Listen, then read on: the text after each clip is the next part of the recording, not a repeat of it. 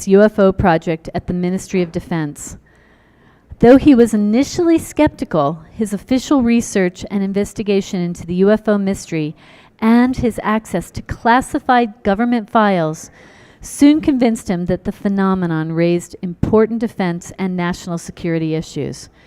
After a successful 21-year career, which culminated in his serving as an acting deputy director in the Directorate of Defense Security, Nick Pope left the Ministry of Defense in 2006 to work as an author, journalist, and broadcaster. He is now an international best-selling author and is recognized as one of the world's heading authorities on unexplained conspiracy theories and fringe science. And you can go to his website, but what a cool thing. I didn't know that he had that much background. Let's give a warm, amazing welcome and our gratitude to Nick Pope.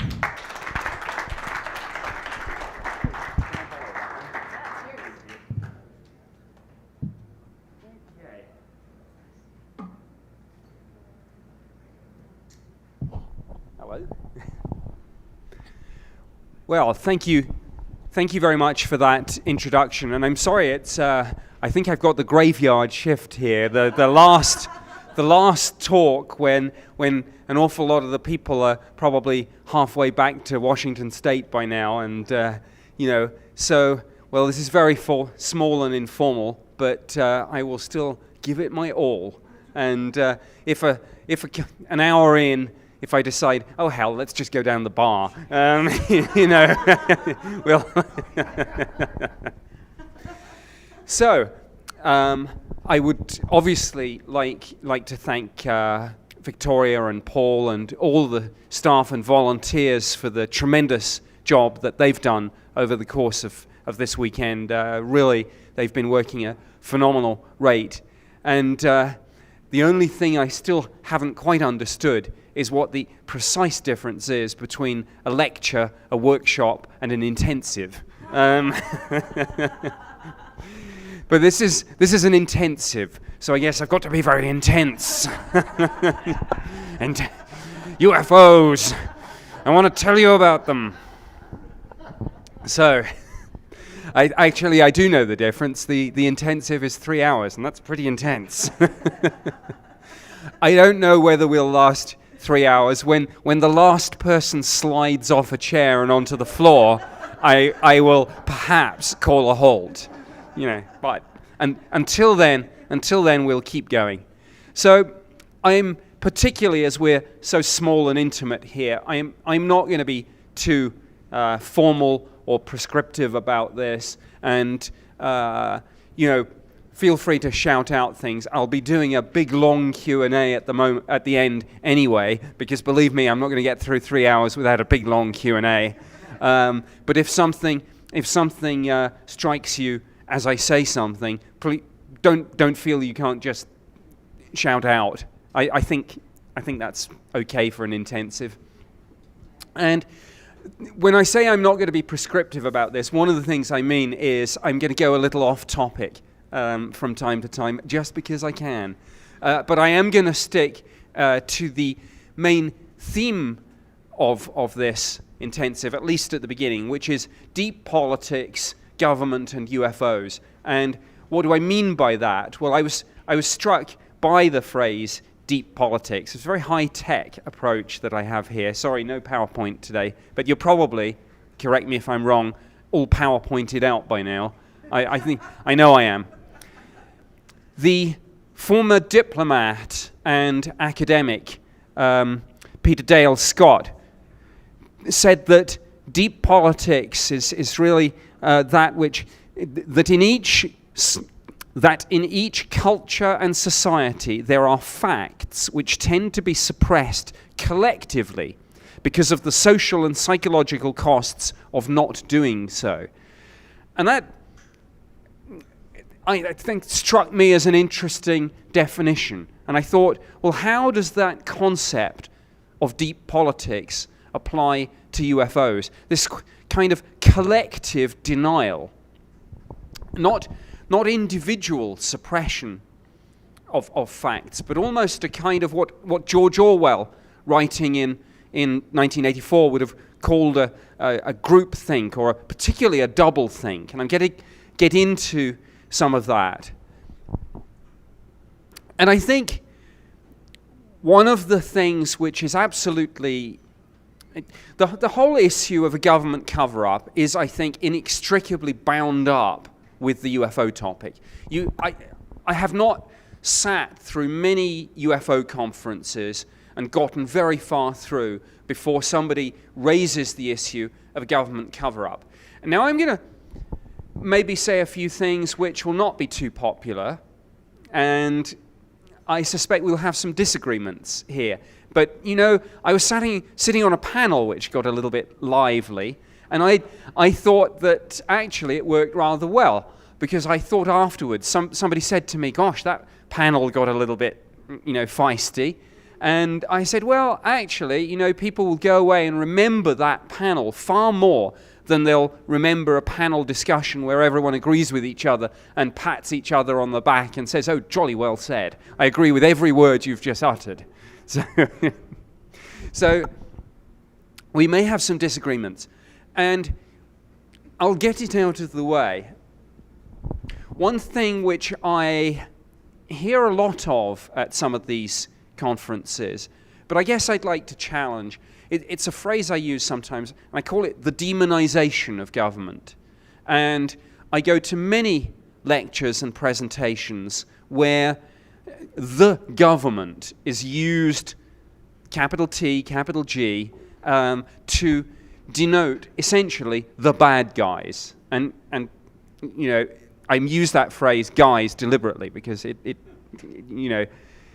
there is this kind of accusation of a largely white, male, middle-aged or older group secretly running things, etc., etc. And I hear a lot of the demonization of government, because in UFO conferences, it's sometimes pitched by various speakers in a way that there's the truth, there's us, and standing between us and the truth as the kind of gatekeepers and guardians of the secret are the bad guys, the government, as a single homogeneous entity. And this is where I challenge that view. It ain't like that. It really isn't. I worked for the British government for 21 years at the Ministry of Defence, and the idea that government is a single entity with a single purpose, and that the essential purpose is a negative one, just doesn't reconcile with anything that I saw in my 21 years. Yes, of course, there are some really bad people, some really nasty pieces of work in government, but there are some really nice ones too.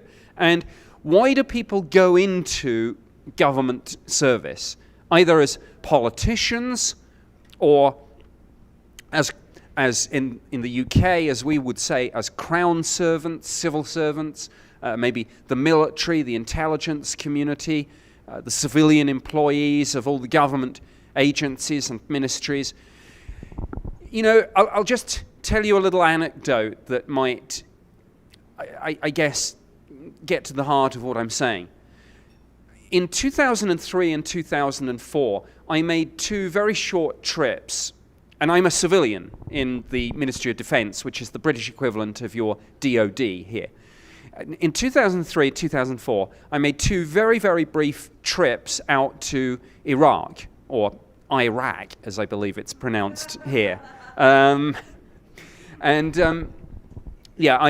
in America now, and I'm having to learn a whole new language, And if anyone would like lessons, by the way, on how English should be spoken, please come and see me. Thank you. I made two short hops out to Iraq on subject totally unrelated to any of this. And before I went out there, I spoke to an Air Force officer, British Air Force officer, who I knew had done a rather more substantial tour actually in Baghdad. I was going out to Basra. And I said to him before I went, look, I've had all sorts of briefings and, but you've been out there. What's the bottom line? And in particular, what do the Iraqi people want? And he said, it's not rocket science. The Iraqi people, the ordinary people in the street, want pretty much the same as ordinary people anywhere in the world. They want the environment to be as safe as it possibly can be so that they can go around their business without fearing for their lives, fearing that they or their family or friends would be killed or hurt. They want to be respected as individuals, to have some sort of say in the system. You might call that democracy. I think that's actually, we get into trouble somehow sometimes, I think, trying to think that we can copy and paste our own Western-style democracies, if we can agree that they are, into countries all around the world, because there are cultural differences. But, that people want a say they want a safe society. They want a society in which they have a say, and then they just want the very basic things. They want jobs so that they can feel valued and fulfilled. They want an education system so that their children can hopefully have better lives. They want, when they flick the light switch, that the lights come on. When they turn the tap or the faucet, they want fresh, clean drinking water. When they go to the shops, they want food to be there so that they can purchase it at reasonable prices. None of this, I would suggest, is rocket science. And all of this is the sort of society that just about everyone that I know tried, their very best to create. Now, of course, it didn't work out that way. Was that our fault? Was that the fault of the bad guys who don't like that kind of society because they have other aims? I don't know. But I guess the reason, before I get into the meat of this talk and deep politics and UFOs, I just wanted to kind of, I suppose, say that I'd like us to maybe get away from thinking that the government is a single entity with a single negative purpose. I have met an awful lot of people in government, and most of them are just people. They go to work. After work, they go down to the bar for a couple of beers. Then they go home to their family. They watch sport on TV. They read the same newspapers that we all read. They talk about the same stories that they've seen on the TV. They talk about, did you see the latest episode of Breaking Bad? They talk about all, there's nothing magical and mysterious and inherently different about the vast majority of these people in government. And I think sometimes when I listen to certain UFO and conspiracy theory researchers talk about the government, I just don't recognize that. And so that's what I wanted to maybe open with. And the other thing, by the way, is that you often hear people talk about the government as if it was a single thing. And again, it's not. And for anyone that thinks it's a single entity moving with common purpose in the same direction, absolutely not. I mean, just on a very practical terms, and I'll use the British model because it's the one I'm familiar with, but each financial year, every department bids to the Treasury for the funds that it thinks it will need to undertake its core business. And, defense, and there's only a limited pot of money. And the Treasury wants to give you as little as possible, and you want to grab as much as possible. And the reason there isn't as much money for defense is because, say, Social Security or healthcare is trying to bid for the maximum amount of funds it can get. So, in a sense, what you've actually got is a series of government departments almost in competition with each other. So again, I think this paints a more... I'm trying to sort of give you a little bit of a flavor of the things that I saw and experienced working there for 21 years. And just maybe put the thought out that sometimes the reality of this is a little bit different from the way that it's sometimes portrayed. And, in a sense, I'm reminded of that line from the movie Aliens, where Burke, anyone seen that? See, the second one. Remember when Burke says to Ripley, I work for the company, but hey, I'm an okay guy and after all. Well, that's me and the government. Oh, except that Burke really did turn out to be the bad guy, didn't he? So maybe that analogy isn't quite as good, but it was a corporation, and I'd like us hold that thought, and because I'd like us to get into the shift of power from government to corporations, actually, because of all the things that maybe threaten democracy.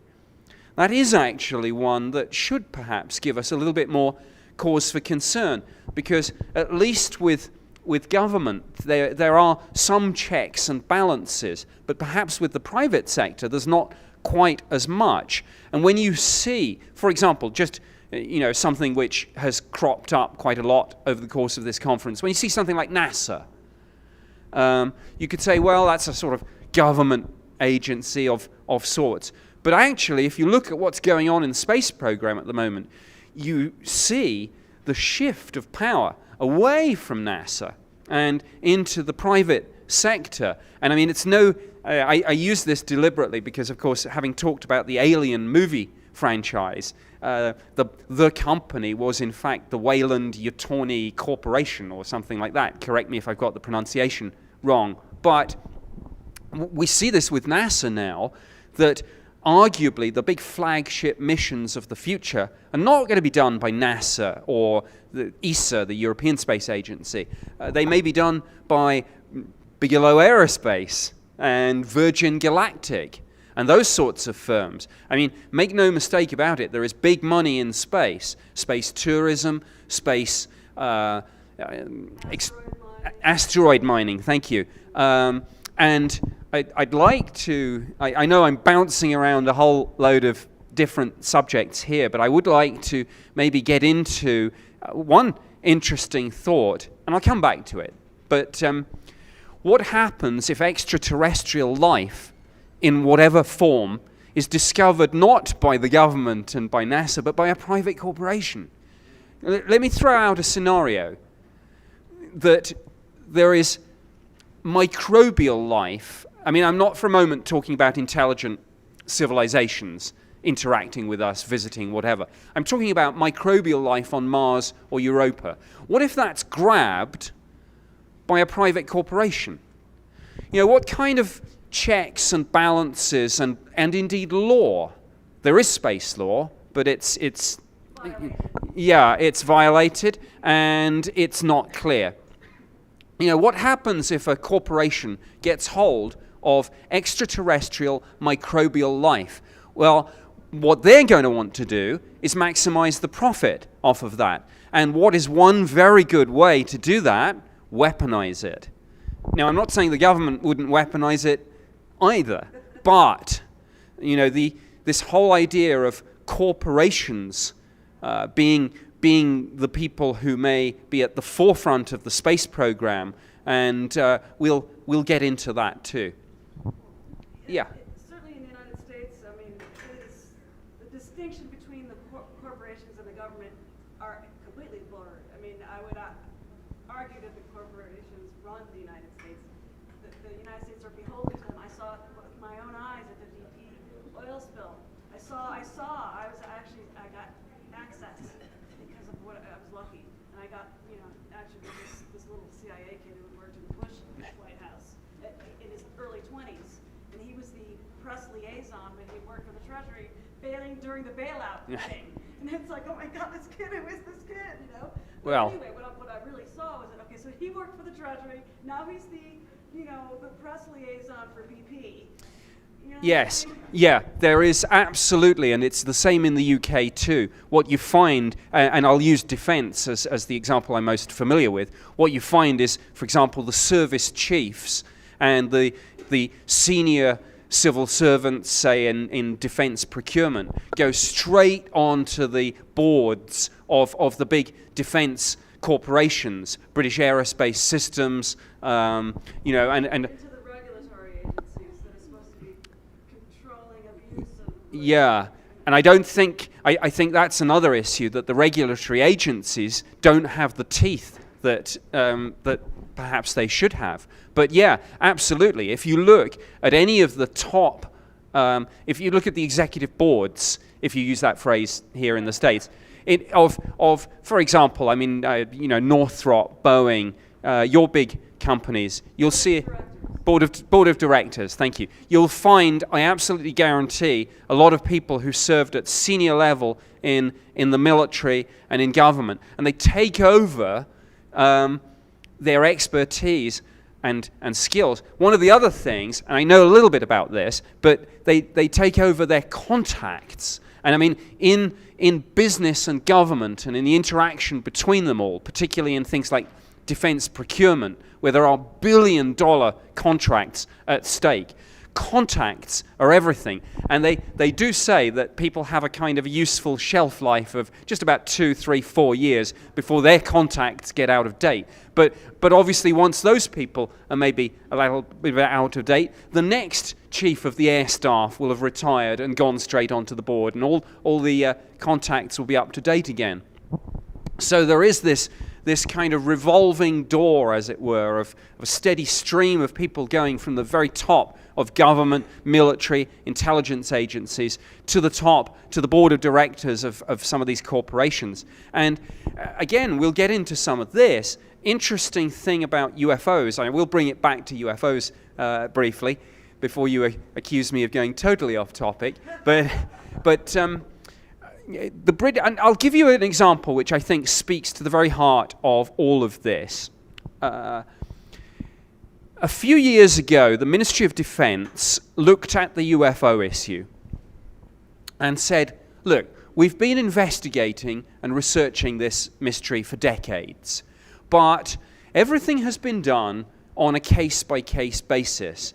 And what no one has really done is what you would call trend analysis.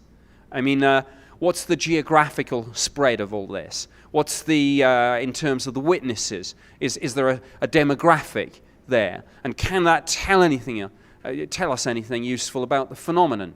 And all of these things, because a lot of the old records were paper, and you know, you couldn't immediately interrogate a database. And we said, look, you know, we need to do some trend analysis. We've got an awful lot of files on all of this, but we haven't really put it all together and said, what does it all mean? There was a problem. And this gets to deep politics and this collective denial that I'm talking about. The public position of the United Kingdom government on UFOs at the time was this.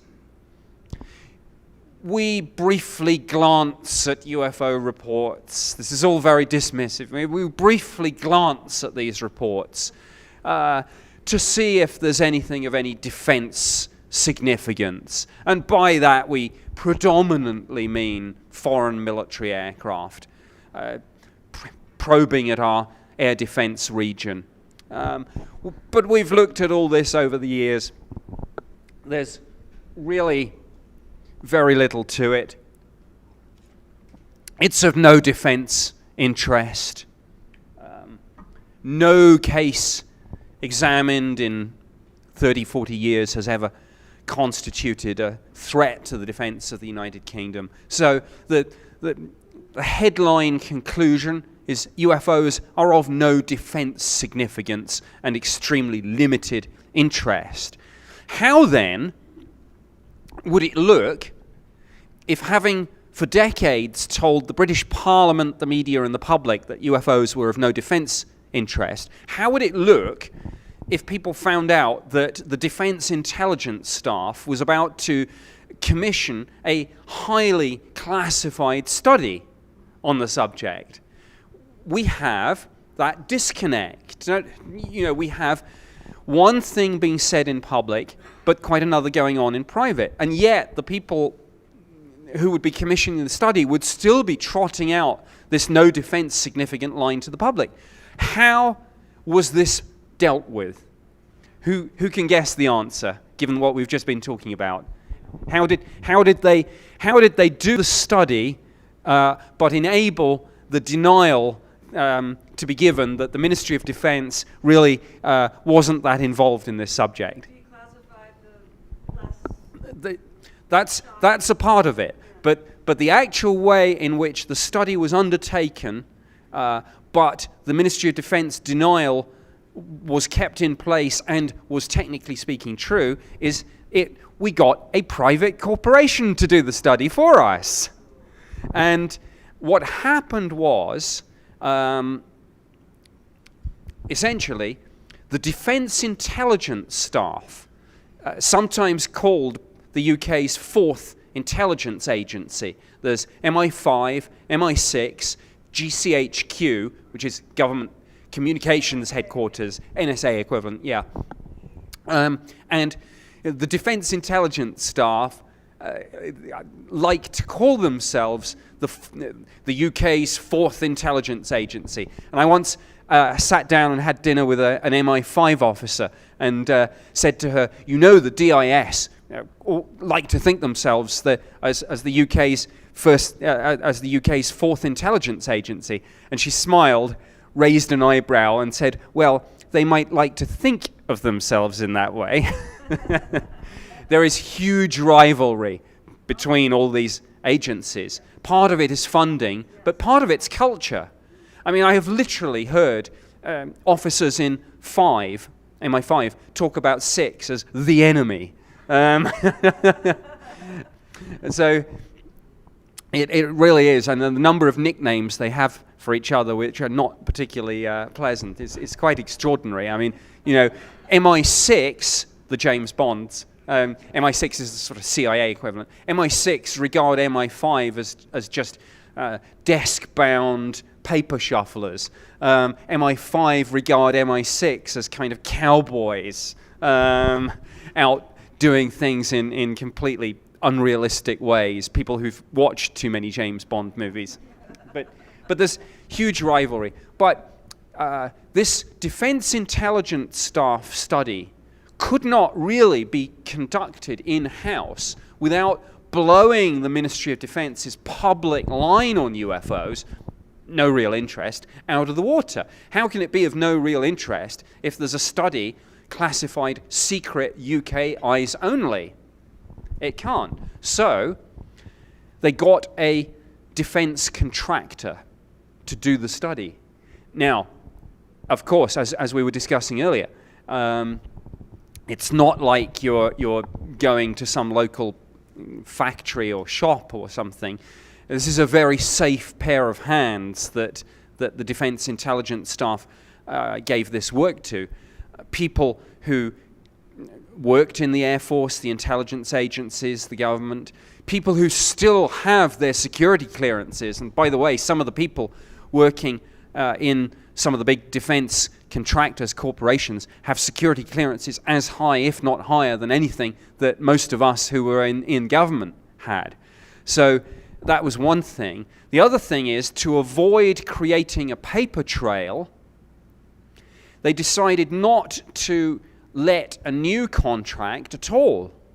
Because when you let a contract, when you have to put it out to tender, there are some rules about things like that. So you have to invite companies to bid. There are one or two circumstances where you can have a sort of single company tender. But generally speaking, you would have to, not least to ensure that the taxpayer is getting maximum value for money, and the Ministry of Defence perhaps draws from a wider pool of expertise. Most things go to competitive tender. But in this particular case, it was felt that this would generate too much of a paper trail. And again, you know, we don't want to be found out doing this. So there was a way around that too. There's always ways around things. Can't do the study yourself? Get a contractor to do it. Can't put it out to competitive tender because you'll create a paper trail. Find an existing contract, really nothing to do with UFOs, and just tag this on and say it's a little amendment to the contract. And that way, there's no real paper trail. Plus, even when there is some kind of paper trail, when documents go from the Ministry of Defense to the contractor, and when they come back into the Ministry of Defense from the contractor, obviously the Ministry of Defense is subject to the Freedom of Information Act. The private corporation isn't.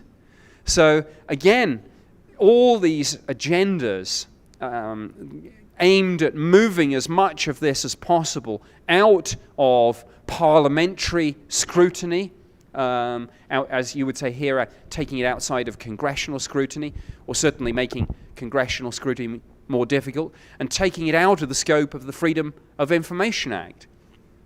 And the study was done. It was called Project Condign. These are randomly generated code words, though I suspect there's a difference between the UK and the US. America tends to use code words that denote what you're going to do. So it's like Operation Kick Butt or something like that. But yeah, you have things like euphemistically called Operation Iraqi Freedom, which means dropping large numbers of bombs on people, probably. But yeah, you are free from the shackles of life. So you had Desert Storm and you had Desert Shield and Desert Storm and all those sorts of things.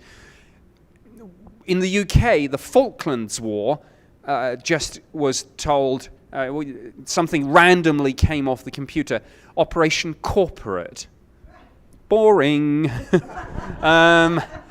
The first Gulf War, the Persian Gulf War, Operation Granby. Boring. On one occasion, we were doing a humanitarian op, and something completely meaningless, I can't remember what it was, came out of the computer, and the chief of the defense staff said, "Oh, this is ridiculous. Let's do the American thing. I want something more purposeful." Any ideas, anyone? And there was a complete silence, and the staff officer said, "Something more purposeful. What about purposeful, sir?" And that's what we called it, Operation Purposeful.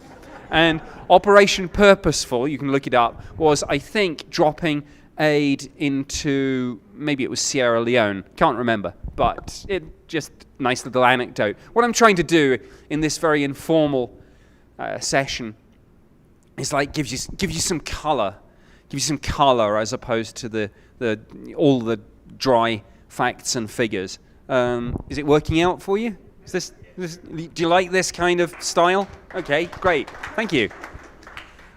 So Project Condign was this randomly generated code word. I think that the coincidence with the Condon report, which led, of course, to the winding up of Project Blue Book, is a little bit stretching it, but maybe it was just one of those coincidences. Maybe it was synchronicity, serendipity, whatever you call it, I don't know. But Project Condign is what we called it, Condign. And that was a kind of euphemistic term for it. When the final report was actually written, it wasn't called Project Condign at all. The title was Unidentified Aerial Phenomena in the United Kingdom Air Defence Region. That was a bit of a mouthful. But you'll sometimes hear it referred to as the Project Condign final report. And incredibly, that document has been made public. And it's a perfect illustration, in a sense, of the title of this talk, Deep Politics, Government and UFOs, that you have this collective denial within government. We still have that UFOs are of limited defense significance limited interest and no defense significance. And yet, here we are, writing up, or rather receiving from the private corporation that did it for us, with all our own information, a 468-page document stamped secret UK eyes only. Well, that doesn't sound to me particularly like the business of an organization that has no real interest in this subject. And, you know, when was the last time you wrote a 468-page report on something that you had no real interest in? And if you'll excuse me, and this might take me a moment to find it, I will read a couple of things from the Project Condign final report, because I think it's really telling and quite interesting. And by the way, unidentified aerial phenomena, UAP, is simply UFO. It's a classic Orwellian changing the language to maybe make it sound more respectable. And we had no desire to make it sound respectable to the public, in a sense. This was when we were bidding for funds to get the study done. Do you know when it was coined, the term? Because it went from flying saucers to UFOs. Yeah, that's interesting. The term flying saucer was used, I believe, up until about 51, 52, or 53, and then Project Blue Book staff, and I believe it was Edward Ruppelt, who actually said, flying saucer sounds too ridiculous. If I'm going to be briefing generals about this, I want something that sounds more scientific. So hence UFO. But certainly by when I was doing this job, the phrase UFO had itself become, in pop culture, synonymous with alien spacecraft, even though technically it means no such thing. It means literally something in the sky that the observer can't identify. But because of this pop culture miscategorization, when we were talking to ministers, didn't want to talk about UFOs. So we coined the phrase UAP. I don't claim that we were the first to use it. I think I'd heard some UFO groups using it beforehand. But we adopted it, for example, when we did briefings or when we bid for the sorts of funding that was necessary for Project Condign. With the public and the media, we quite deliberately used the phrase UFO, and indeed, sometimes we'd have the press office deliberately use phrases like flying saucer and little green men to try and discredit the subject. And that's another story, and I'll come on to that, because it's kind of what I would characterize as spin. Do you use that phrase here? Spin. Yeah. Spin and dirty tricks. And to go back to the name change, there are some really absolutely astonishing cases which I think are very illustrative of the clever way that sometimes some people in government work. And you may think this is contradicting my whole introductory thing about, hey, the government's nice people, really, and then I'm telling you all these sneaky things they do. But I think before I go too far down that rabbit hole, I'd say there's a difference between sneakiness and evil. And I, for one, am extremely careful about using the word evil, because I think it's an overused and much abused word. And I would far rather reserve the word evil for something like the Holocaust than bandy it around for, someone who makes a political decision that maybe we don't agree with. But that's another story. Maybe we'll get into that. So, we changed the language, UFO to UAP. Unidentified aerial phenomena. Oh, by the way, before I forget it, I'll just tell you one more anecdote about government ministers. This is quite funny.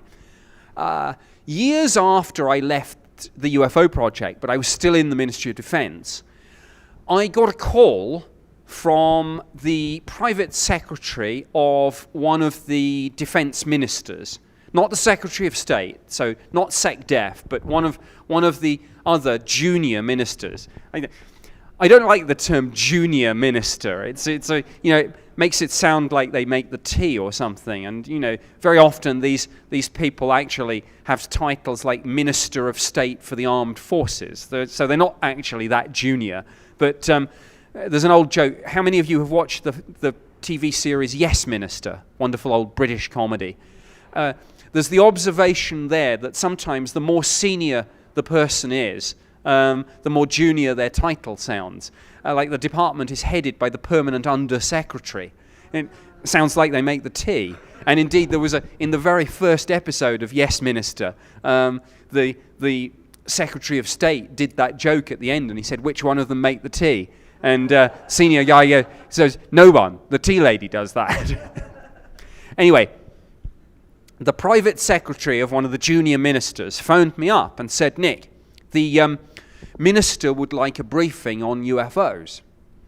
And I said, yes. I said, I see what's happened here. There's been a miscommunication. I used to have that job, but I don't do that now. And you'll need to go and speak to the staff in the UFO project. The answer came back, no. Minister doesn't want an official briefing. Minister wants to know what's really going on. So, anyway, back to Project Condign. And I just want to read this. I'm going to have to find it first. Okay, so if you will excuse me for a moment. Okay.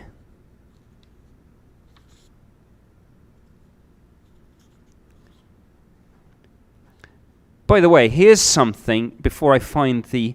Oh, here we are.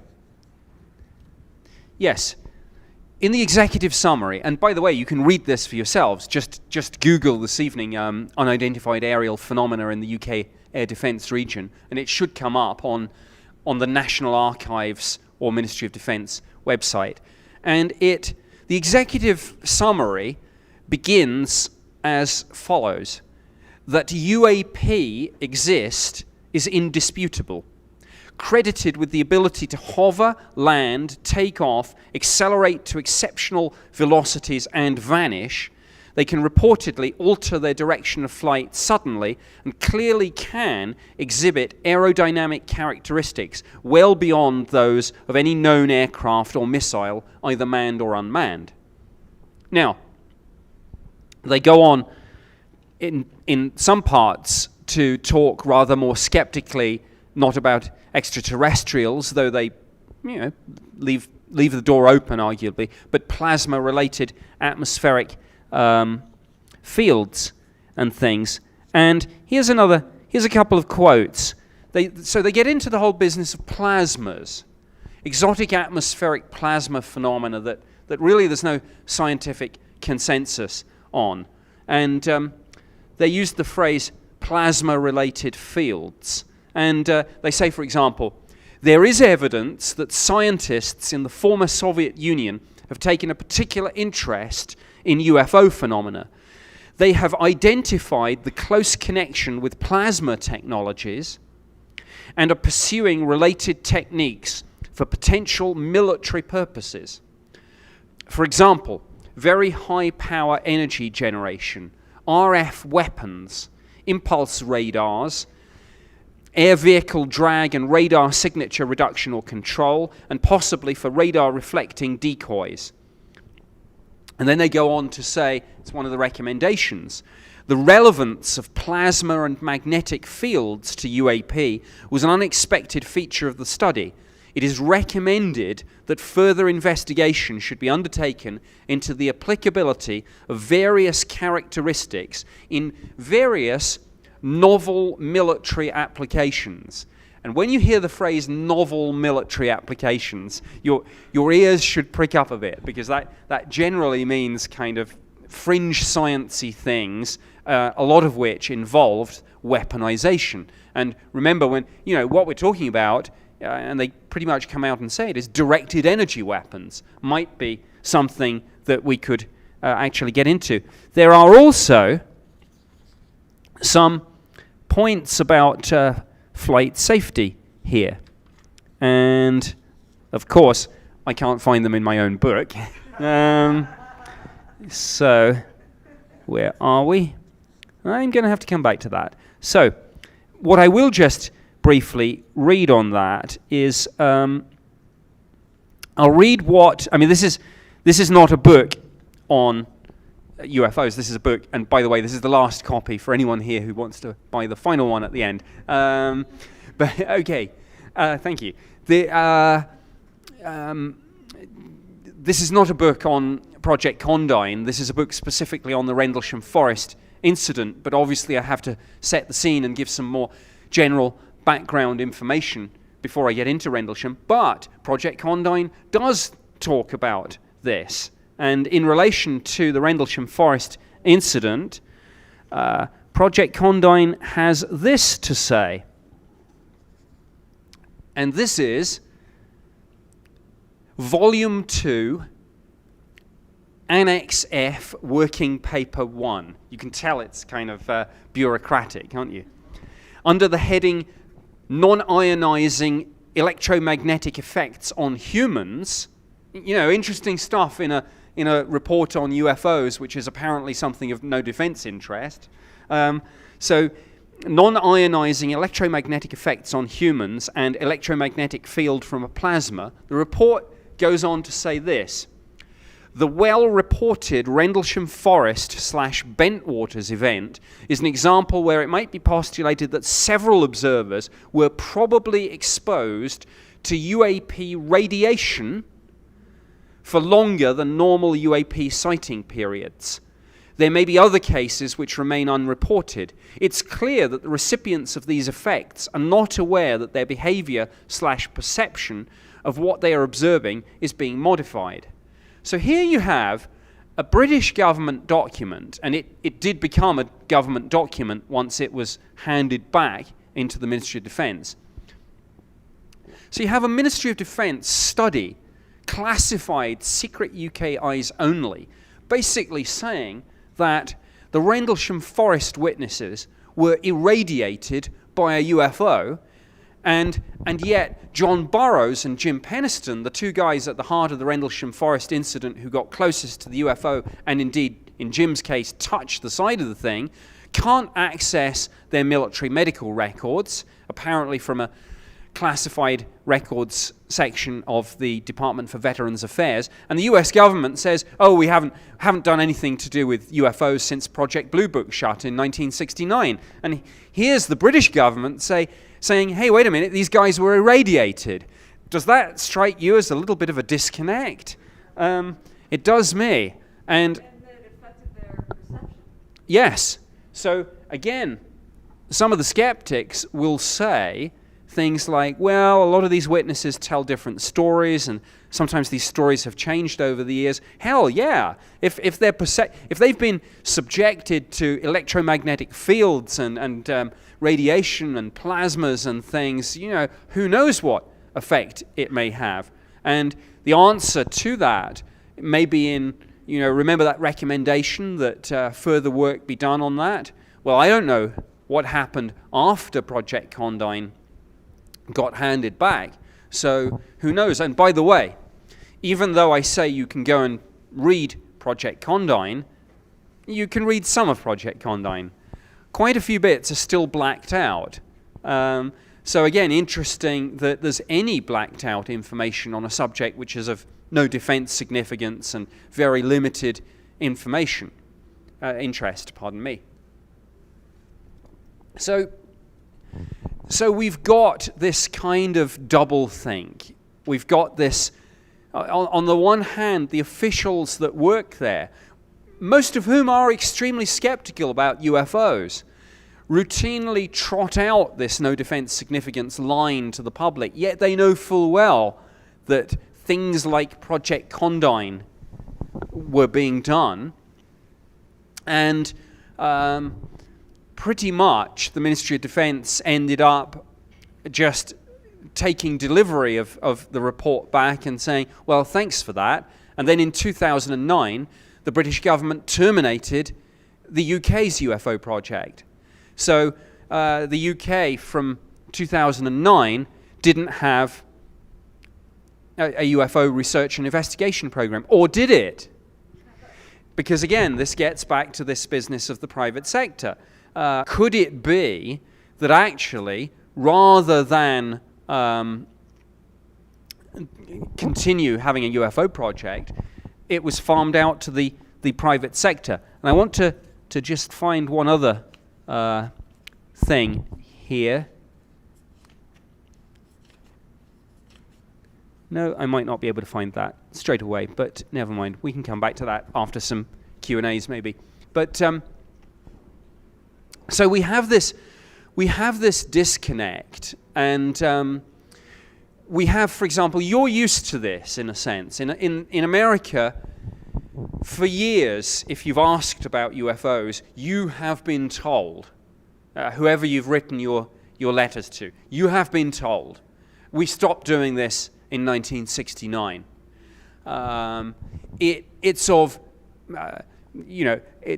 When Project Blue Book was terminated, that was it. No more investigations, no more interest. If I could tell you a way that you could prove that was wrong, would you be interested? Yes. Okay, there's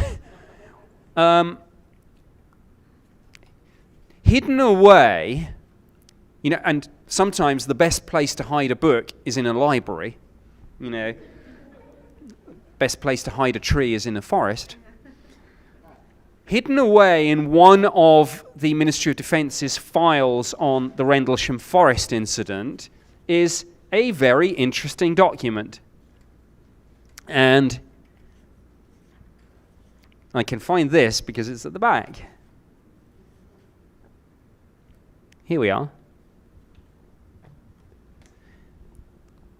It's written by a Royal Air Force officer to the Ministry of Defence's UFO project, which at the time was called DS-8. DS just stands for Defense Secretariat. We never gave our work a meaningful project title of its own, or even a random one.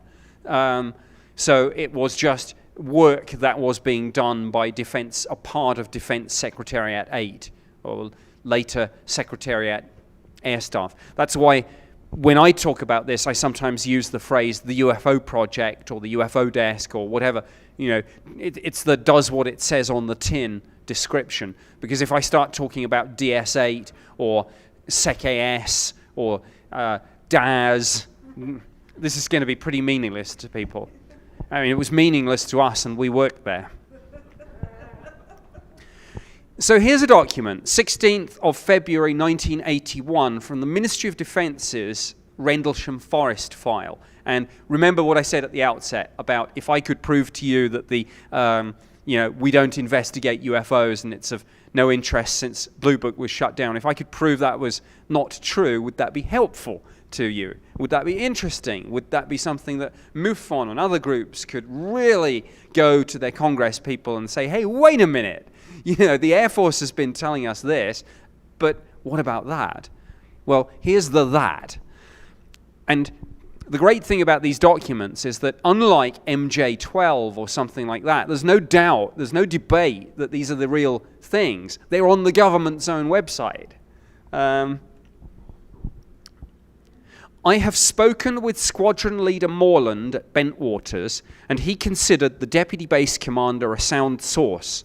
I asked if the incident had been reported on the USAF net, and I was advised that the tape recordings of the incident had been handed to General Gabriel, who happened to be visiting the station. Perhaps it would be reasonable to ask if we could have tape recordings as well.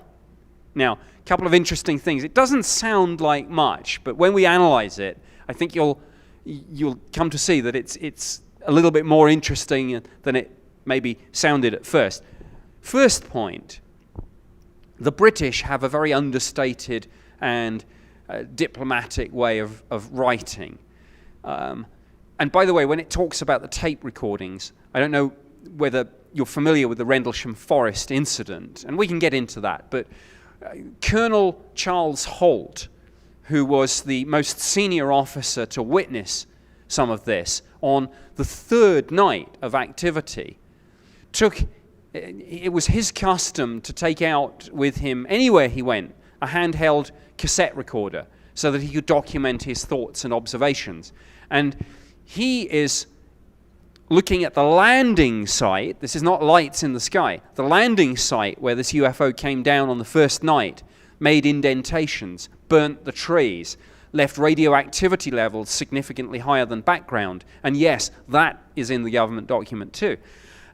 He was investigating the landing site from the first night when he and his team saw the UFO through the trees, and then later they followed it. It was in the sky. It was performing what he said was a grid search, fired a narrow beam of light down at his feet, just yards in front of him and his men. Colonel Holt said, is this a weapon? Is this a warning? Is this communication? What is this?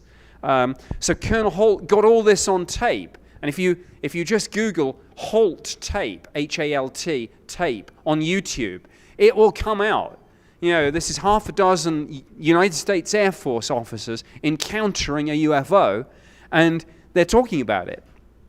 So that's what the document's referring to. And when I say that the British government has a marvelously understated way of saying things, perhaps it would be, remember, Gabrielle was given the tapes. Perhaps it would be reasonable to ask if we could have tape recordings as well.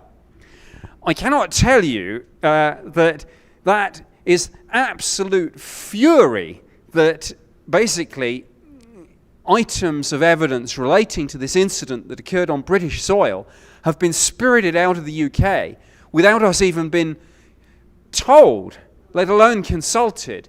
And a few weeks after, we find out that this important item of evidence has been removed.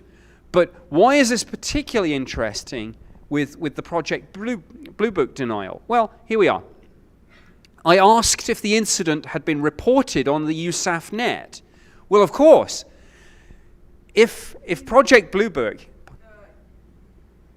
U.S. Air Force. Yes, yeah. I asked if the incident had been reported on the United States Air Force net. Now, if Project Blue Book being terminated really was the end of official American government interest in this, the answer to that question should have been, no, of course it wasn't reported. Why would we report something that no one is investigating anymore? But no, we find that it was handed to General Gabriel. Who's General Gabriel, you might ask? CNC USAFE, Commander-in-Chief, United States Air Force in Europe, the senior United States Air Force officer anywhere in Europe. And I love this throwaway line, he just happened to be visiting. I mean, those of you with military backgrounds and knowledge know that the senior general in Europe doesn't just happen to do anything, particularly when it involves international travel. Oh, what shall I do today? Oh, I think I'll pop over to Bentwaters, and I'll just poke around there, chat to a few people, fly back. Colonel Holt. Oh, hello, General. What are you doing here? No, of course, this is nonsense. Visits are either arranged months in advance or for an extremely urgent and short notice issue. All hell breaks loose, and staff officers are calling staff officers, and diplomatic clearance for aircraft is sought, and close protection units are brought in to guard the senior officer, and all the arrangements are made. So General Gabriel did not just happen to pop in because he had nothing else to do. So here's the point, and this is where I hope this might be interesting and useful to you. Next time someone says, next time a skeptic tells you, no, once Blue Book was wrapped up, that really was it. You say, well, why did CNC USAFE fly specially to Rendlesham Forest after the UFO incident there, get briefed on it, and take items back to his headquarters in Ramstein, Germany? Oh, wait a minute. That's interesting, isn't it? And why is it that no one, even using FOI requests, has been able to track down a complete inventory of what the general took back to Ramstein? And the real interesting question, what the heck happened to it next? Where did it go? What analyses were done? I mean, Colonel Holt did a lot of stuff. Not just the tape recording, there were soil samples. There were samples from the trees. I mean, this is, when this UFO came down in this small clearing, the faces of the trees around the clearing, the inward-facing sides, were all scorched and black and burnt. And when they went around with the Geiger counter, they got peak readings, again, from those scorched trees and from 3 indentations on the ground where this thing had landed. And, the hard, frozen ground of the English winter. And yet Colonel Holt said these fresh markings indicated something, maybe weighing several tons had come down here. And the whole area had radiation significantly higher than background. Project Condign says these guys were probably irradiated. And what does the American government say? No, we don't do UFOs anymore. Haven't done it since '69. Hey, what about your people? What about your duty of care to the military men and women who got caught up in the Rendlesham Forest incident? Again, we have this fundamental disconnect. We have a sort of collective denial. And remember, from that definition of deep politics right at the beginning, it's this idea that the consequences of not having this denial would be too psychologically damaging. And I mean, think about it for a moment. What are we supposed to say? That... This is exactly why Americans just don't believe anything that the government says anymore. Yeah. And we get this situation where people like John Burroughs and Jim Penniston, John went in for a major heart operation on, I think, December 17th of last year. And he stopped by. He was treated at the VA center in Tucson. I live in Tucson. He stopped by the day before. And those of you who have met John Burroughs or have seen him on TV, I mean, he's 6'6". Don't mess with the guy. But I mean, you've got someone going in for a major operation like that. He was ashen-faced, and I was thinking, this might be the last time I see him. And yet, he still can't get his military medical records to get the proper diagnosis and treatment. And that, by the way, is one reason why the citizens' hearing on disclosure, which took place last year, which Steve Bassett organized, the congressional representatives, the former congressional representatives, were so outraged by John and Jim's failure to be able to access their military medical records that while the citizens' hearing was still going on, they drafted a letter which was subsequently sent on May 3rd, 2013 to the President of the United States and to the Secretary of the VA saying, give these guys their medical records, please. And they still haven't got them. So, a kind of collective denial, because what's the alternative? And now, I am not a great believer, certainly in the UK, of this idea of a smoking gun spaceship in a hangar. Now, it may be that exists in the States.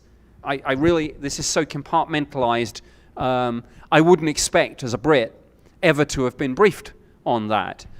But I would have expected, because of my security clearance and my need to know, to have been told if we'd got something like that in the UK. I genuinely and honestly saw nothing to indicate that the UK had a spaceship in a hangar smoking gun, anything like that. But we did have a phenomenon. self-evidently, and this is this collective denial, that on the one hand we say UFOs are of no defense significance and limited interest, and on the other we have from our own case files these things telling us that CNCU SAFE flew in, got briefed on this, removed items from the UK, which we never got back and never got informed about. We know that from our own Project Condign, we found out that the Soviets had been doing work on that. We were interested in the weaponization of all of this. And yet we still stick to this, well, until we have a landing on the White House lawn, we'll just continue to say UFOs is pretty much all nonsense.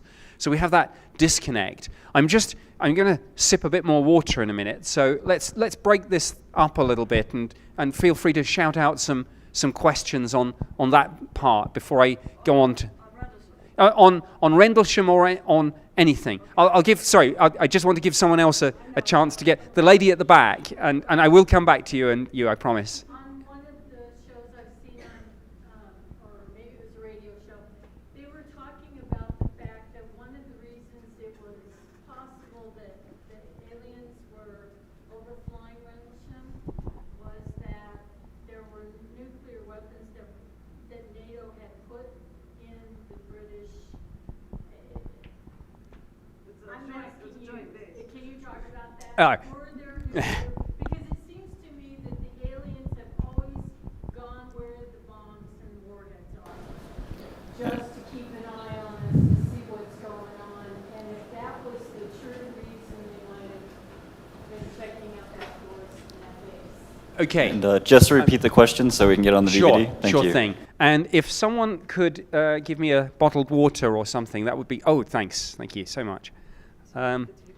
The question is, the lady had seen on a number of documentaries, it claimed that one of the possible reasons why UFOs were so interested in the twin bases of Bentwaters and Woodbridge, which are so close together and separated by Rendlesham Forest that they are treated as a single entity in terms of the command structure. So the allegation is that one possible reason for the UFO interest is that there were nuclear weapons at Bentwaters, Woodbridge. And I'm going to respond to that. Please don't boo me for this answer. But there are some things that I can talk about quite openly, but I have signed a secrecy oath that does bind me for life. And on that particular issue, because I know it's a question that's asked a lot, I checked with the press office quite recently, and I was told that I must, if I'm asked that question, I must give the same answer as anyone else in government still gives to this day, even about historical matters, which is that I can neither confirm nor deny the presence of nuclear weapons. However, oh, you didn't boo. Great, thank you. Oh, that was tempting fate. But however, if it helps, I can tell you a couple of things about that. Firstly, Colonel Holt, when asked that question, gives pretty much the same response, but he uses the phrase, and again, you might have seen him use this phrase. He talks about the high-value assets, and he says certain high-value assets may have been adversely affected by the light beams from these UFOs. And some of the panic and strange flights coming in and out after the incident and personnel who weren't normally on base, this might have something to do with these high-value assets having been affected. People like Robert Hastings, done a lot of good work on this, talks about weapons being switched off. I'm more concerned about it going the other way. And joking aside, there is a case where that happened in the Ukraine. It's a case, I think, from 1984. And from what I was told, the people in the silo who watched everything suddenly go into pre-launch sequence, literally their hair the next day went white because of the shock. So I can't specifically answer that question, but I think I've helped you on the way. And also, I can tell you that the security police and law enforcement that patrolled a particular part of that base had to undergo special personnel reliability programs, and some of them just had a nickname for the row of bunkers and silos or whatever, and their nickname they used was Hot Row.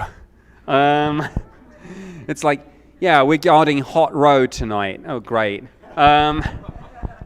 Now, here's a date for your diary, and I'm very glad you asked me that question. September the 9th.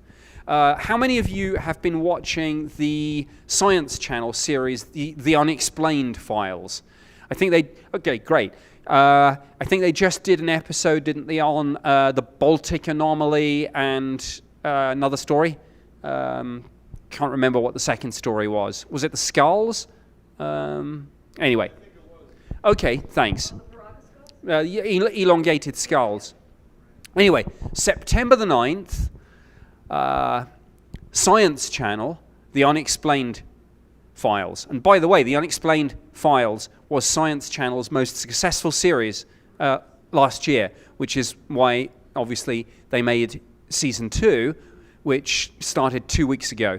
Anyway, September 9th, they have an episode which will be called UFO Nukes, I believe. And for some reason, I don't know why, they've decided to put something about Bentwaters and Woodbridge in that episode. So, someone who was used as the kind of lead protagonist in that story to go and interview a whole bunch of people will get his ugly mug on TV again. So there'll be September the 9th on that show. There should be some material on Bentwaters and Woodbridge.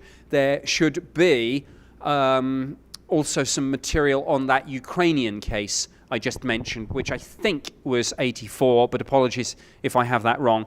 And like I say, it's the reverse from... You've all heard about the allegation about Rendlesham Forest and weapons being switched off. You've heard from people like Captain Robert Salas about the Maelstrom.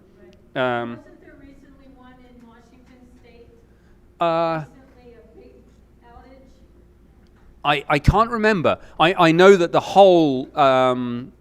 whole nuclear command seems to have got themselves in a whole load of trouble and personnel removed and things. But I don't know whether that was a shutdown that has been suspected to be connected to UFOs or not. So I'm afraid I can't answer that. But the September the 9th show should cover Maelstrom.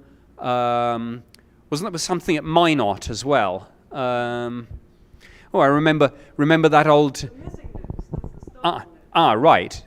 Why not Minot, as the old slogan went, I think, to persuade you to go and live there or something like that. Anyway, so September the 9th, there'll be Rendlesham, there'll be Maelstrom, and there'll be Ukraine. And for those of you that are interested in the whole connection between UFOs and nuclear weapons, don't miss that show. Yes. Yes.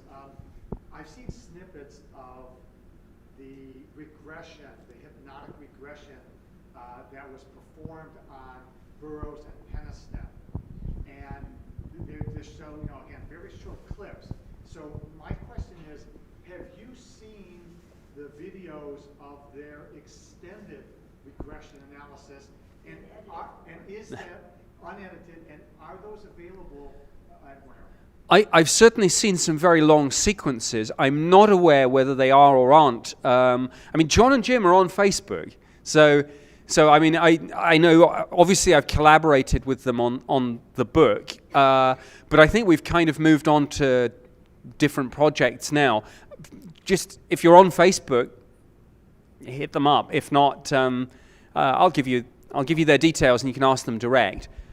Because the answer to your question is, I have seen longer extracts of hypnosis and some transcripts, but I'm not 100% sure whether they are absolutely unedited or not. So I wouldn't want to answer and find that I got that wrong. And of course, whatever's out there, there's a whole separate debate to be had about the regression hypnosis and whether it is a valid means of recovering suppressed or repressed memories, or whether, as some people claim, it can jumble memories. But on that point, I just want to read one other thing.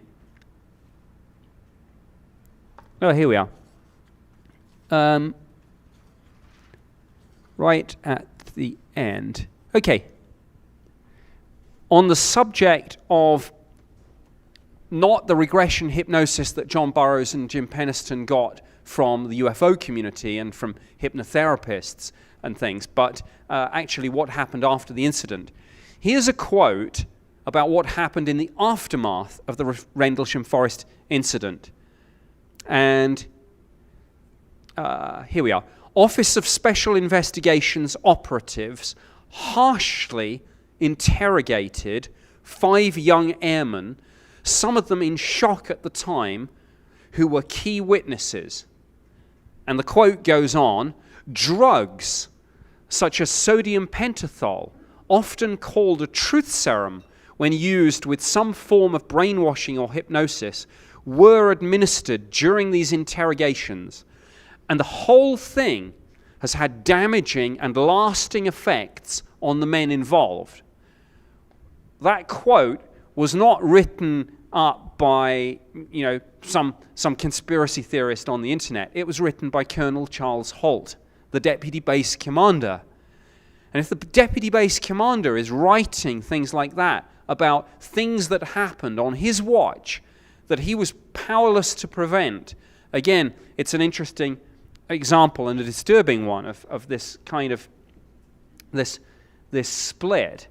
But as I say, there is a debate about the regression hypnosis technique and the extent to which it really does help recover true memories, or whether in some cases, and maybe that's the reason in some cases, it jumbles memories or indeed implants false ones.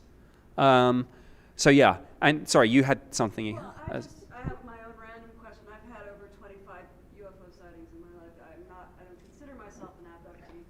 I was regressed by John Mack, and I was unable to be regressed, really. I mean, it felt like he was trying to make me say stuff, and I did not perform. I'll just put it that way.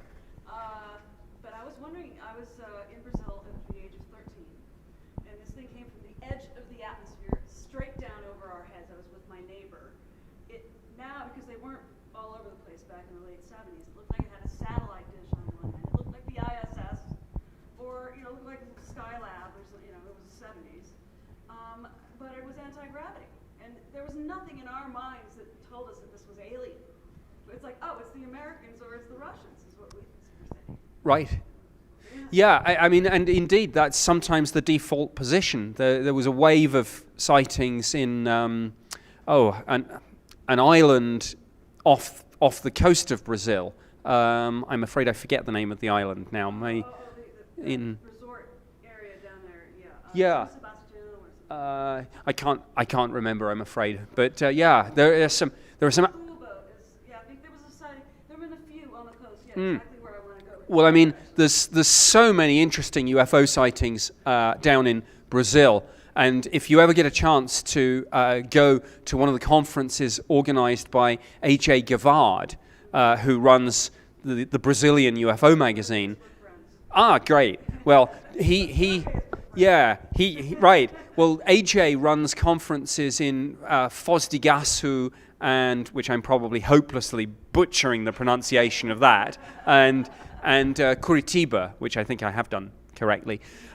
So do go to one of those. But he comes to American conferences from time to time, and ask him to tell you about some of the waves of sightings they've had down there, the Virginia incident, but also Operation... In the 70s, there were actual human mutilations. Yeah, and Operation Saucer as well, which was when the Air Force became involved in a wave of sightings. And of course, the Brazilian government have recently opened up. Yeah, they've... And because they're underfunded, Mm-hmm. they're asking people to just contribute. Sure.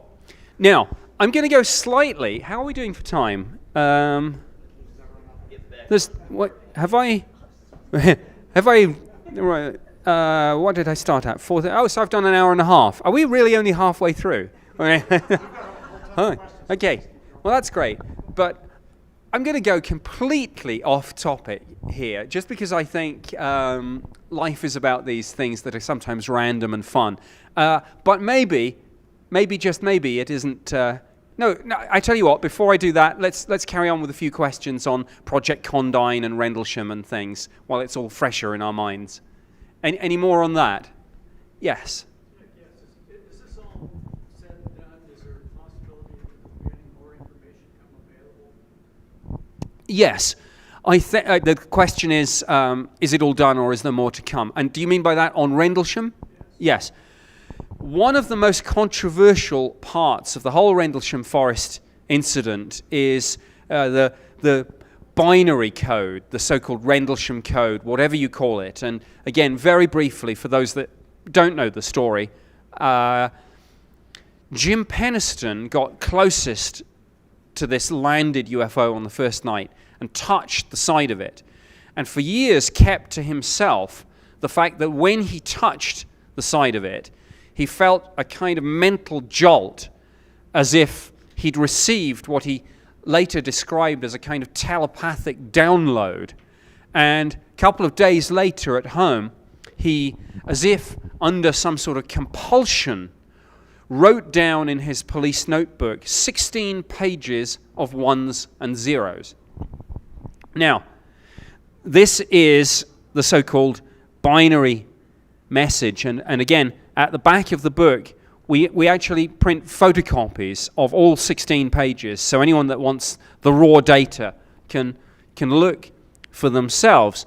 And I think this was featured in an episode of Ancient Aliens a while ago. And they got a computer programmer called Nick Sisk, I believe, to attempt some sort of translation of these ones and zeros. And this is what he came up with. Exploration of Humanity 666, never a good number to find in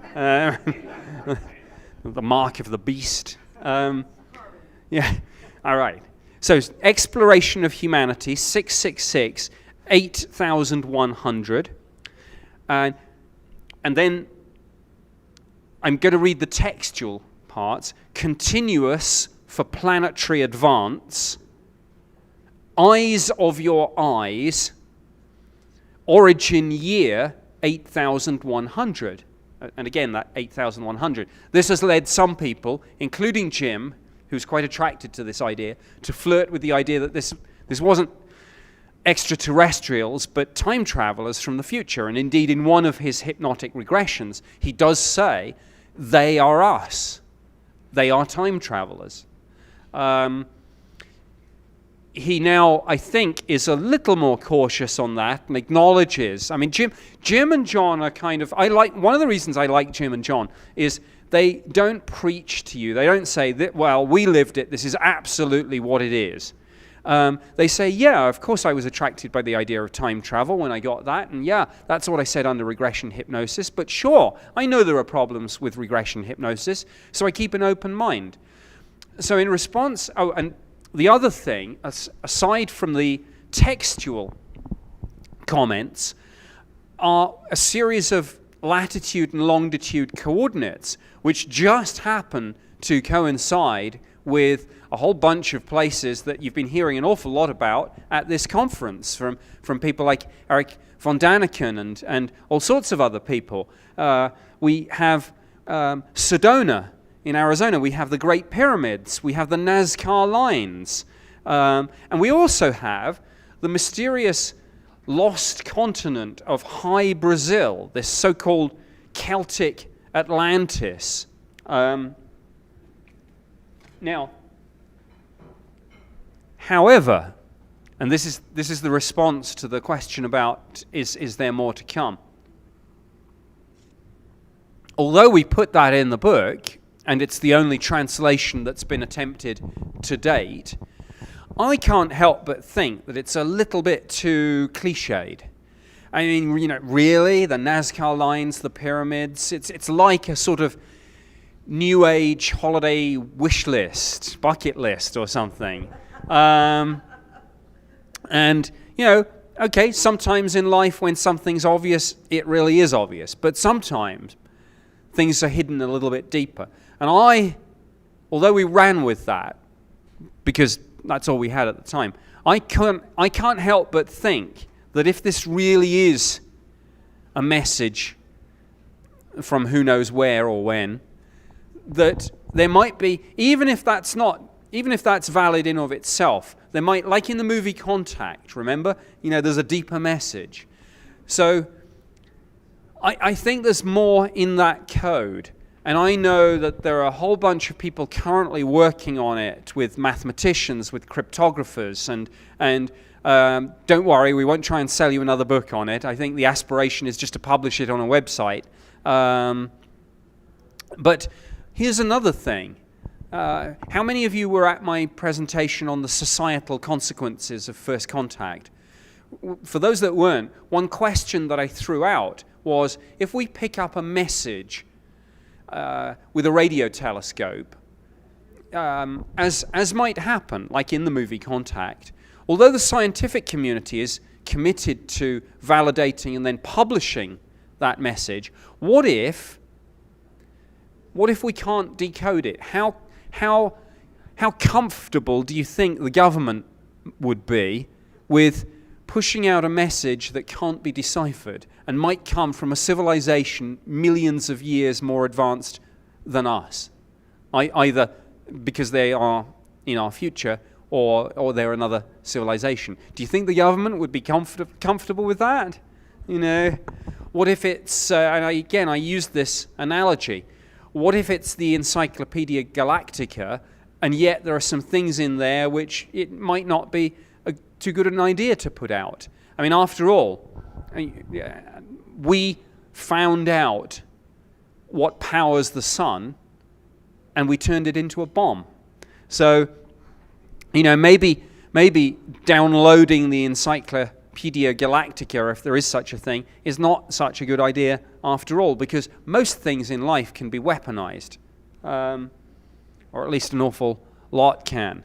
So, yeah, there's a lot of work going on the Rendlesham Code at the moment, and that is, I think, going to be very interesting. I mean, again, is it just binary code? I mean, you can stick those ones and zeros through a binary to text decoder and you get an answer. Well, I think really important things might be a little bit harder to get to. So that's the answer to that. The other thing that's ongoing, of course, is the continuing struggle to get John and Jim's military medical records. And in parallel with that, they have an attorney, Pat Frascogna, who is doing marvelous, completely free pro bono work with John and Jim to try and help them with the records, to try and help them get records maybe from other agencies. So yeah, both on the code and if needs be, they're going to do a federal lawsuit.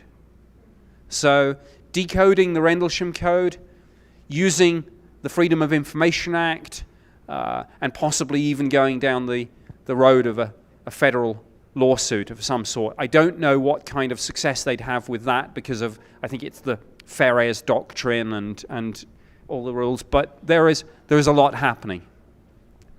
Yes? There's a number of unnamed critics, like Ian Rittenhouse, who have come up with ridiculous explanations to try to explain away the Rendlesham incident. rabbit scratchings, the Geiger counters weren't calibrated, the light was the lighthouse, and it's endless. Is there any thought to forensically validating the paper and the ink for those ones and zeros so they weren't done in 2004 rather than in 1980? Yeah, Jim has on many occasions said that he's absolutely happy with that. And at least, I think he's just done a couple of new documentaries. The offer is out there. He's put that offer on the table. So far, bizarrely, none of the TV production companies are necessarily keen to go down that road. And that's the interesting irony of all this. In a sense, the objections from the skeptics, the TV industry doesn't actually think they're very important. And I'll tell you an anecdote about that. When I was last in the UK, filming at Rendlesham, I was with a director, and he thought, well, skeptics have said that the local lighthouse might have played a part in this, and that if any of these people saw strange lights in the forest, maybe it was the beam from the Orford Ness lighthouse. So the director said, well, the TV industry needs to be fair and even-handed, and if these theories are out there, we need to cover them. So it's like, okay, well, let's go and film the lighthouse. And it's like, okay, yeah, and the kind of researcher said, okay, we'll go to the car. And the director's like, what? Why are we going to the car? Isn't it right there? And he's like, oh, no, it's several miles away. And it's like, oh, well, okay, then I guess the beam at light would be quite, yeah.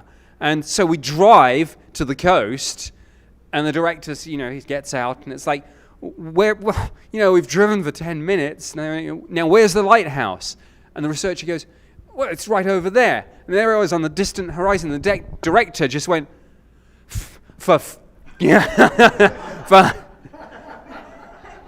and he just walked and said, we're not doing that. It's just ridiculous. So, there can be all these little skeptical bloggers writing their nonsense, but actually, sometimes when you go and see for yourself, these things aren't very important. And Jim has certainly said, if a TV production company, obviously he doesn't want to give this to someone he doesn't know in the UFO community, but if a reputable TV network or something wants to get this police notebook forensicated, both in terms of the ink, the paper, to prove that it's contemporaneous with the incident, he's happy with that. But you know what? I'll make a prediction. If anyone does take him up on that, and if it comes out, this was genuinely 1980, someone will say, well, doesn't mean that he didn't just go mad. So you can't win with these people. Anything else on Rendlesham while we're on that? Okay, What was the thing about the guys with the rubber masks? Have you ever heard that? Yes. One of the rumors about the Rendlesham Forest incident is that shortly after this happened, local prisons were put on alert and told that they may have to evacuate. Now, that's interesting. Why is that about the welfare of the prisoners? Well, maybe, but ask yourself this. Why would you want a whole bunch of prisons in an incident in the close proximity to where this incident has just happened? One possible answer is to contain the local community if they need to be imprisoned and stop them going further away and out. Now, why would you need to do that? Decontamination. Maybe radiological, but maybe biological. The ultimate nightmare of alien contact, the potential biohazard issue. So there was this rumor that came from a local prison officer who told a journalist that this had happened, said, "Don't know really what this means, but maybe it'll be a piece of the puzzle, maybe it'll help, or maybe it won't, I don't know." So then there were people seen in white suits, and at first, some people in the UFO community were thinking, "Oh, is this some sort of allegation that these were aliens going around in spacesuits?" But no, the allegation was these were very human people, but in the biohazard suits.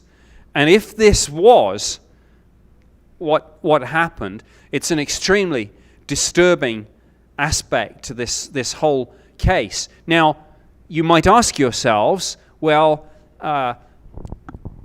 if that happened, there should be a paper trail, and various, in fact, it wasn't FOI requests.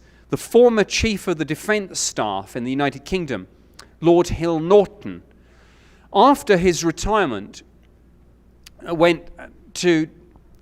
he took a passionate interest in the UFO phenomenon, and he asked a series of questions in Parliament about the Rendlesham Forest incident. And one thing he asked was, right, let's see the governor's journals for these prisons so that we can find out whether there's any truth to this rumor or not. Some of the journals were checked, and there was no record of this, but some of the journals covering the period concerned could not be located.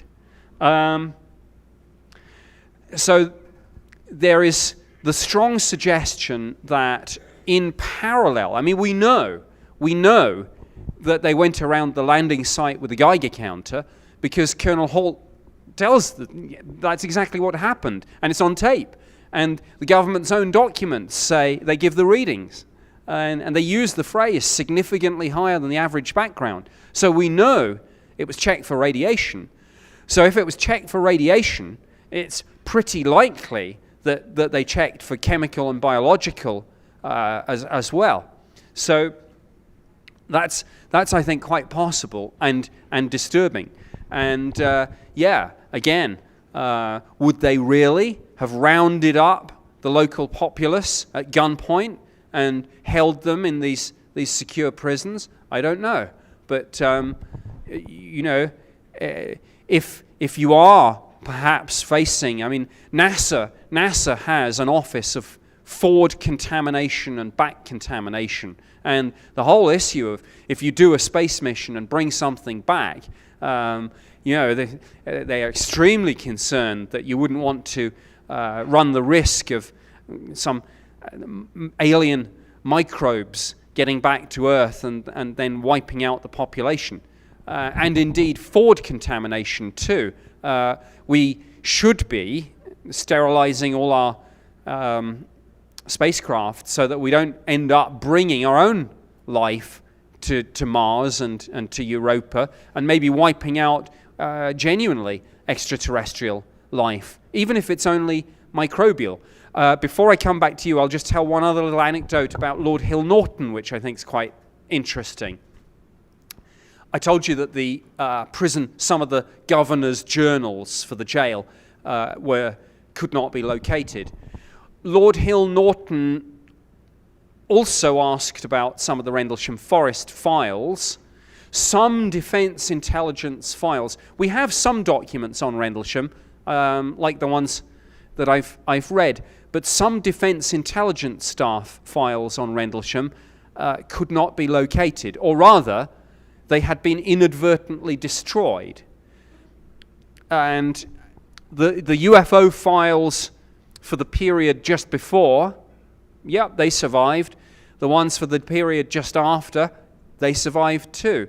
But the files for the Defense Intelligence Staff UFO files covering the time period when Rendlesham occurred, some of those files destroyed. So you think, great, good. Well, if we don't have those records, at least maybe, this being a great bureaucracy, we could do something clever, and we could go after what are called the destruction slips. Because here's an interesting little way. If you think there's a cover-up, or if you think there was some sort of sanitization job, now we might have the name of the person who did this, and this might in of itself tell us something quite interesting. So it was like, right, who signed the destruction slips, and what reason did they give? The destruction slips had been destroyed. You give that man a prize, which isn't supposed to happen, because of course, when you destroy a file, if there's any question about it, it's supposed to be, well, who thought that these files should be destroyed and on what basis?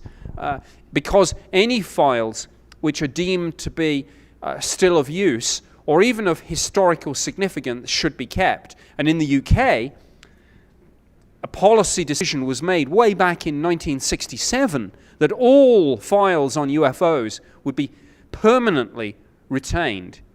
So those files went missing, but my final Lord Hill Norton story, or maybe not, because I've got some great stories about him. He was a wonderful character, by the way. Died, I think, in 2003.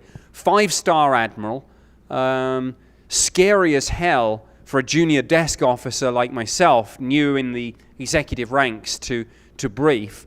I remember the very first time I briefed him, I picked up the phone. I said, I put on my best voice, and I stood while I was making the phone call. I don't know why. I mean, it's not like he could see me.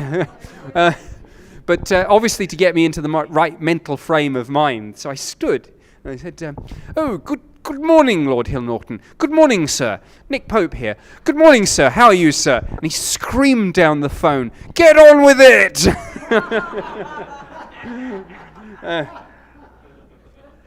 And he did go on to be active in the UFO community. You've probably seen a few clips of him on YouTube.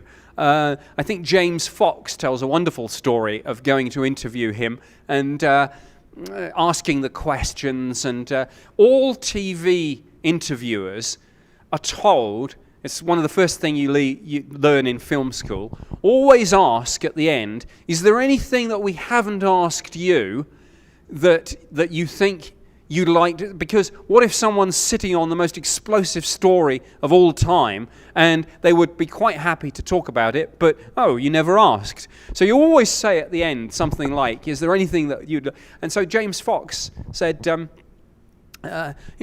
finally, Lord Hill Norton, and Lord Hill Norton had been getting increasingly, I think, irritated, and TV interviews always take longer than you think, and the few sound bites that you see on a finished show, like Ancient Aliens, take a long time to film.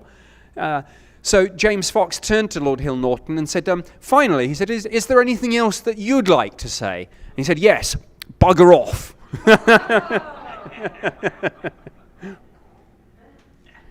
But Lord Hill, my final Lord Hill Norton story on the subject of lost records, and I realize I've segued quite some way from people in hazmat suits and things like that, but why the heck not? Hey, it's my lecture, I can do what I like. I've got the mic. So Lord Hill Norton was asking about another UFO incident from 1997 involving in fact, I'm going to see if I've got the exact quote in here. If I haven't, I think I know it from memory.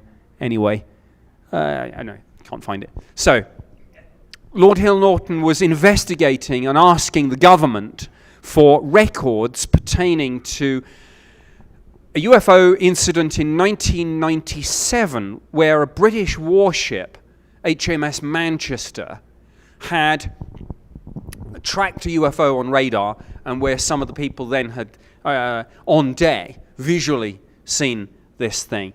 And it's like, well, if you want something like that, you ask for the ship's log.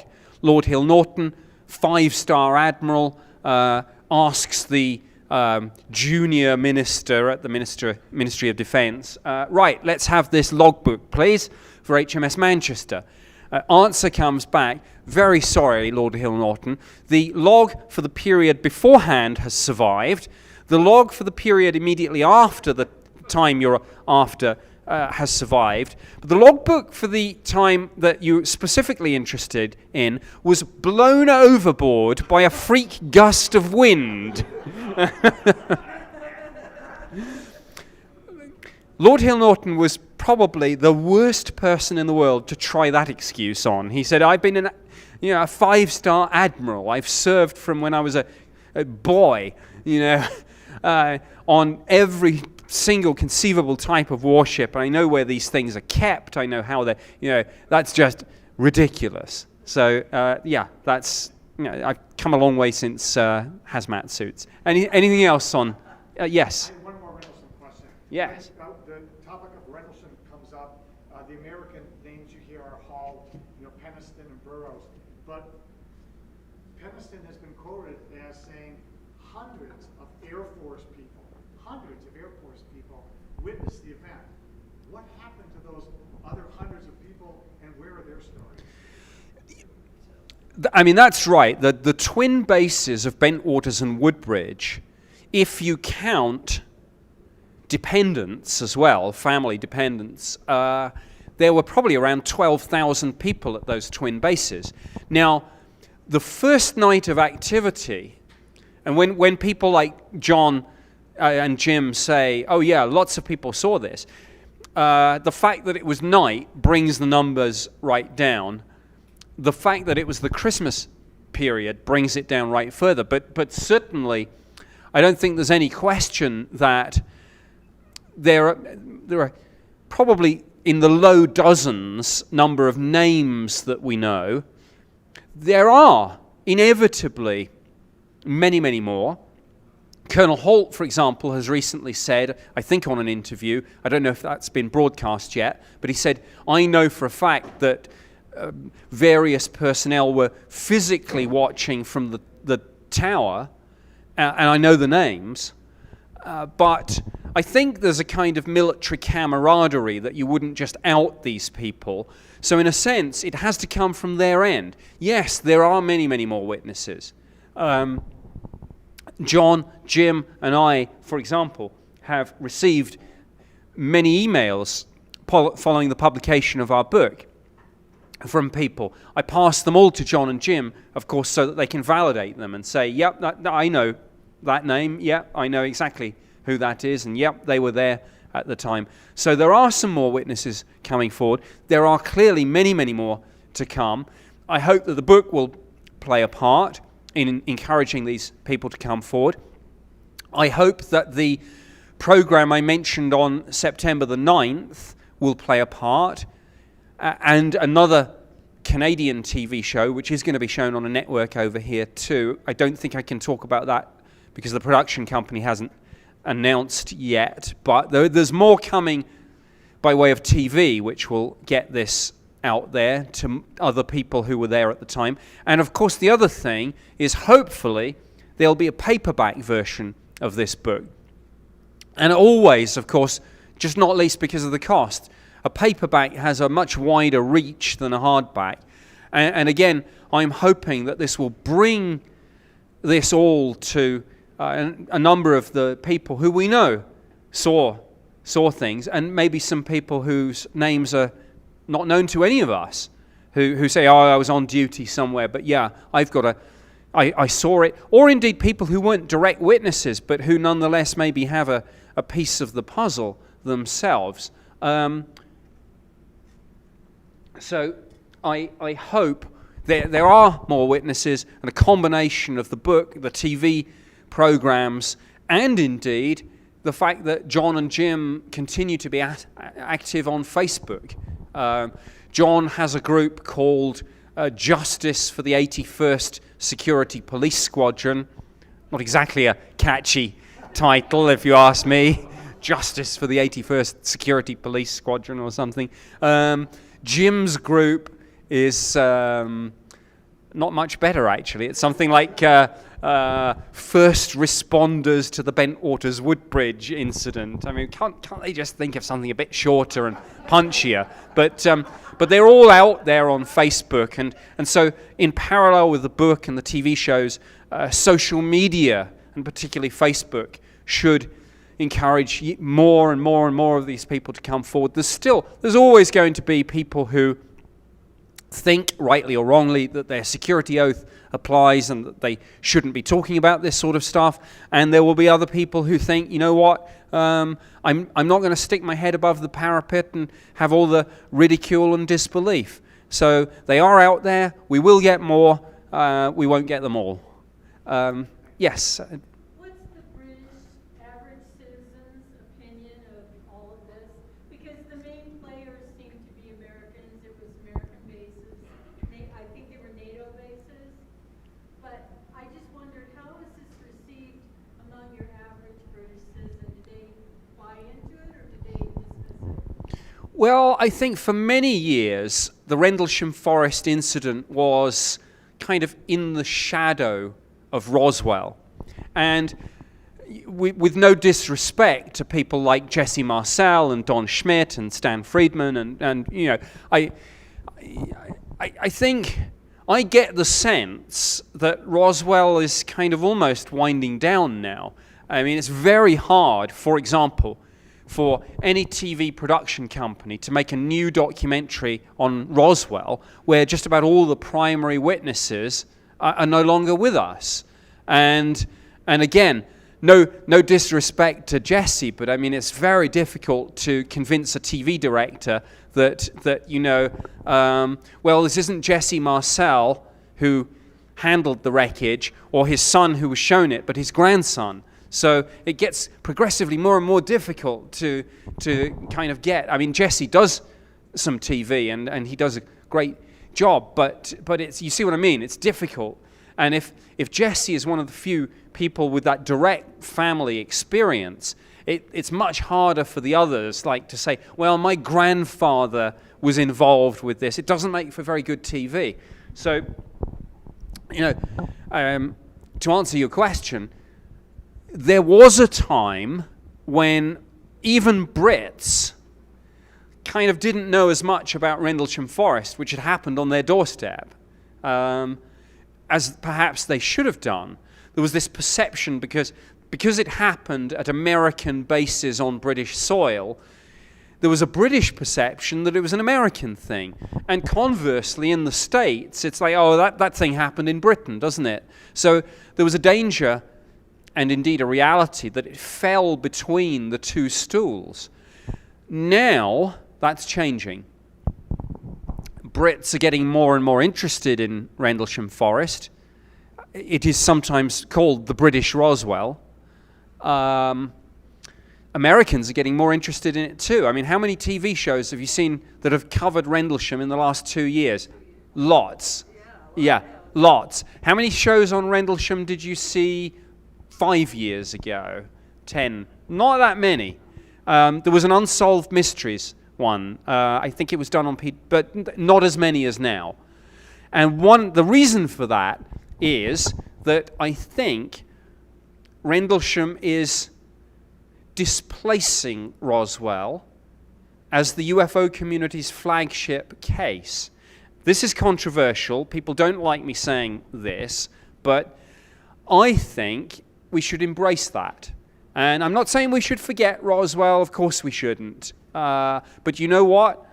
A UFO investigation is like a crime, and there's not many cold cases solved 70 years on, and we are nearly 70 years now from Roswell.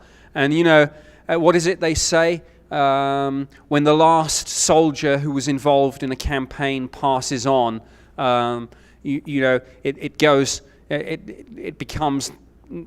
it passes into history. Well, Roswell, you know, with the best will in the world, is now passing into history. And you know, another thing is, if the neutral people, if the agnostics on this case, I mean, if you're contacted by a researcher on a TV show, they say, hey, I'm coming to this completely fresh, what's your best case? If you answer the question with something that happened in 1947, you run the risk of the young person who's just come out of media school and got their communications degree, film and communication studies degree or whatever, saying, "What? Don't you have a better case? Don't you have something more recent than that? 1947, did you say?" So yeah, back to your question. The UK's perception on this case is rising. I mean, we are beginning to realise, hey, there's something here that we've been missing a trick. A British national daily newspaper, to be fair, did put it on the front page way back in 1983. The now defunct News of the World ran a front page banner headline which said UFO lands in Suffolk, and that's official. Colonel Holt tells a very funny story about that, by the way. He said that the media people, when they came on base, they'd been given permission. They got Colonel Holt's memo under the Freedom of Information Act, and they were going in to speak to the base public affairs. Colonel Holt thought it would be clever if he pulled his own personnel file so that there wouldn't be a photo of him in the paper, as a way of maybe dodging what he thought would be a rather embarrassing situation on that. Well, he pulled his own file, but he didn't touch his boss's file, and the commanding officer's photo ended up in the paper. And I think Colonel Holt thought his career was over, but fortunately it wasn't. But that's another story. So through these TV shows, British perception is rising. More generally on UFOs, there's fairly consistent number of people who, I don't have the latest opinion polls, but regularly we do these kind of how many people believe that there's extraterrestrial life, how many people believe some of that life is intelligent, how many people believe we're being visited, how many people think the government knows more about this than it's letting on. And the percentages, there are sizable percentages of people believe that. Rendlesham Forest, where the incident actually took place, is managed by the Forestry Commission, which is a kind of government agency. And they have something there. And again, this is directly relevant to your question about our perception in the UK of this case. They have something called the UFO Trail.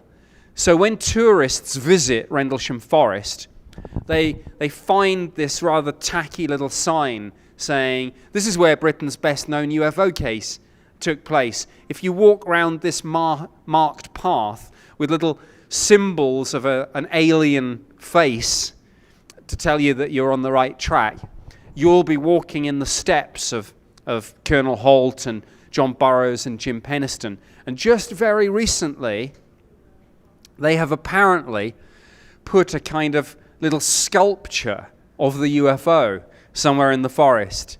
And I've seen a photo, and frankly, it looks rubbish. I mean, it's really not that good. But John said they put it in the wrong place anyway, but he said, "Oh, what the heck." So to answer the question, yeah, there is good awareness of the case in the UK. And again, the book, maybe because it's a British case, did better in the UK than it did in America. Can someone get me some more water, please? Oh, thank you. Excuse me. One of the reasons was that the Daily Mail, the second best-selling national daily newspaper in the UK, serialized this book.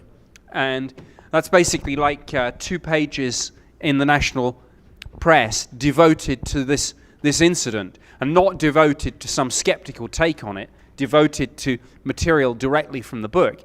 So the book in the UK went fairly briefly, but it went to number 36 in the Amazon chart, not the specialist, subsection of Amazon dealing with the paranormal. In the UK. So, yeah, awareness is pretty good and getting better. Yes, over there. A little bit more on that. David Wilcox just brought up the figures that with all those topics you talked about awareness, over 50% of this country seems to be in favor, but in a positive sense on that. And is that the same direction that's going in Britain, as well as we have a lot of drivers here with the speakers and the researchers here? Is there enough in England to be able to drive that and keep the pressure on? And do you have a sense for how that might be in the other part of Europe? That's a really great question, and again, it's about how we can drive this forward, what the public thinks about all this. I don't know what the opinion polls say, but I think that British belief is round about the same level as American belief. That momentum, though, I think there's more of a problem there.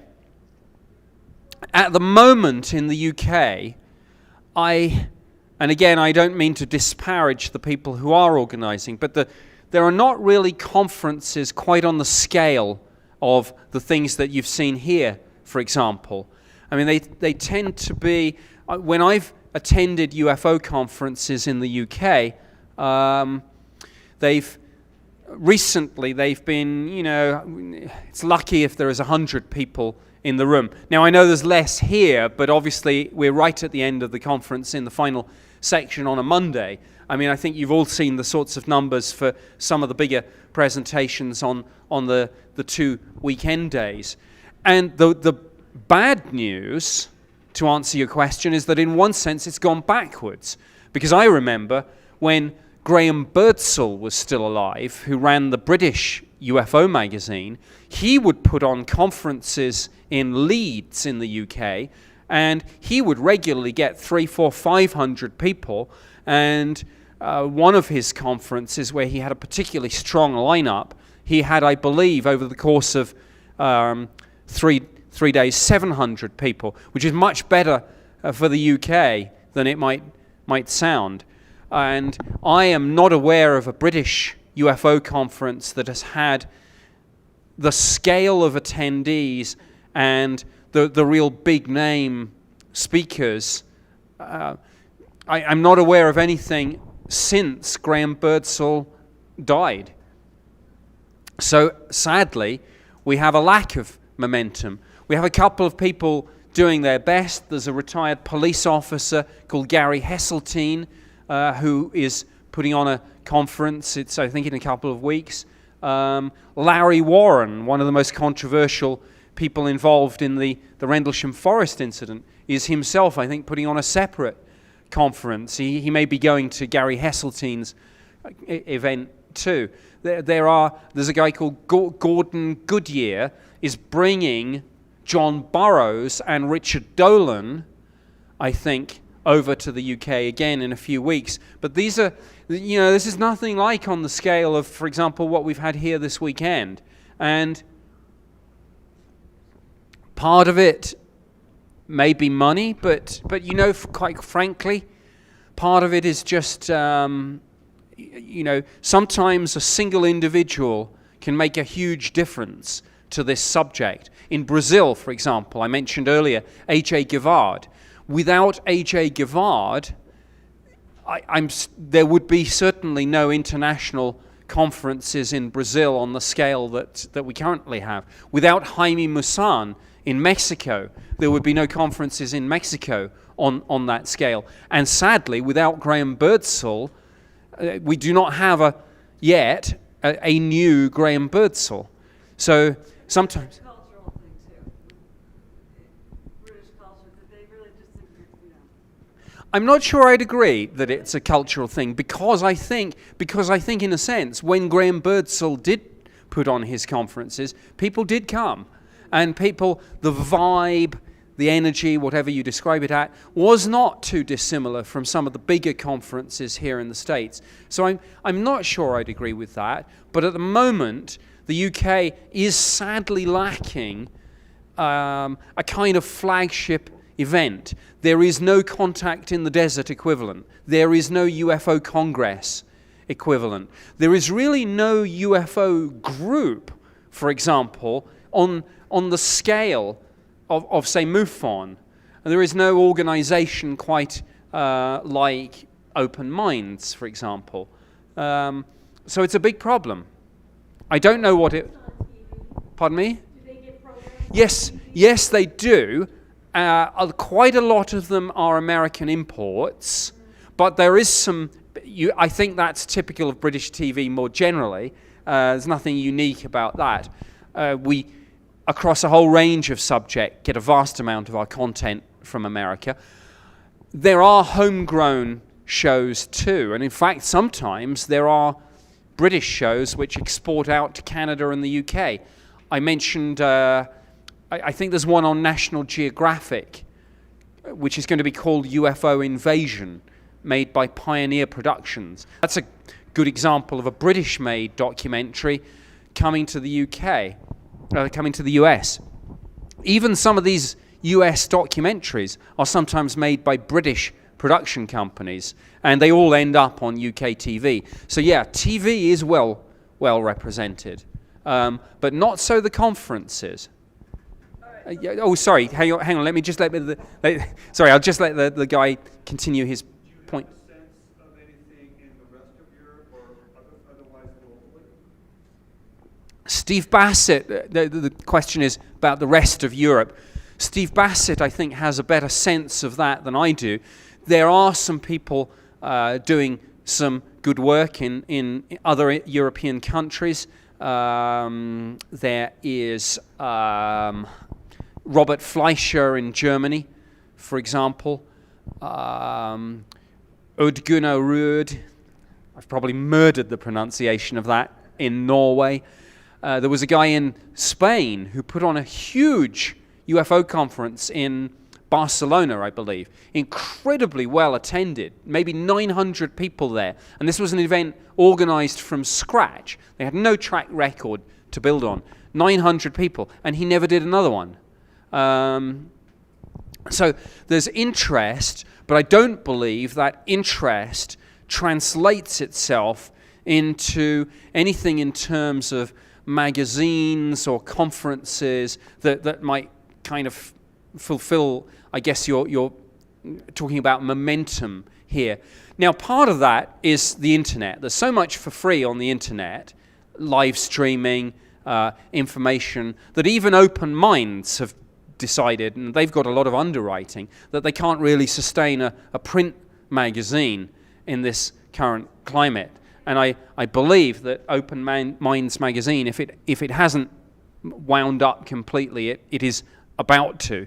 So if there are any still in Walmart or Walgreens or wherever, grab them while you can. I don't think that's carrying on. So, now you could say, is that really important? Is a UFO conference in of itself going to drive the momentum forward? I mean, I think that's a separate question. But there is not, I get the sense that in the UK and in Europe, there is really not quite the momentum that there is in the US. And some of that momentum clearly does come from charismatic individuals. I mean, from people like Paul and Victoria here, like the Open Minds people, like some of the MUFON people. So sadly, a lack of momentum. Yes, back to you. Let's get back to some deep politics. Deep politics. Well, I'm going to go off topic now, because I said I'd go off topic, and I think this may still tie back, or it may not. But I'm going to tell you about something now which I found just a few days ago and has hit the media, which I think ties in with the idea of what do governments know about some of this, and what forward thinking and what forward planning are governments doing. And there is a document which I found on the Ministry of Defense website called Global Strategic Trends Out to 2045. And one of the reasons that I decided to talk about that in this presentation was that it really touches a number of things which have come up over the course of the last 3 days here. And this is a document, it's a government document, and it attempts to ask the question, what will the world look like in 30 years' time? And I think it has some absolutely fascinating things. It's a defense document, obviously, so a lot of the reason why this was looked into is to ask what the implications will be for defense and security. But in coming to those conclusions, it has to look at the world holistically. So it has to look at demographics, it has to look at education, it has to look at healthcare, it has to look at science and technology. And there are some quite surprising things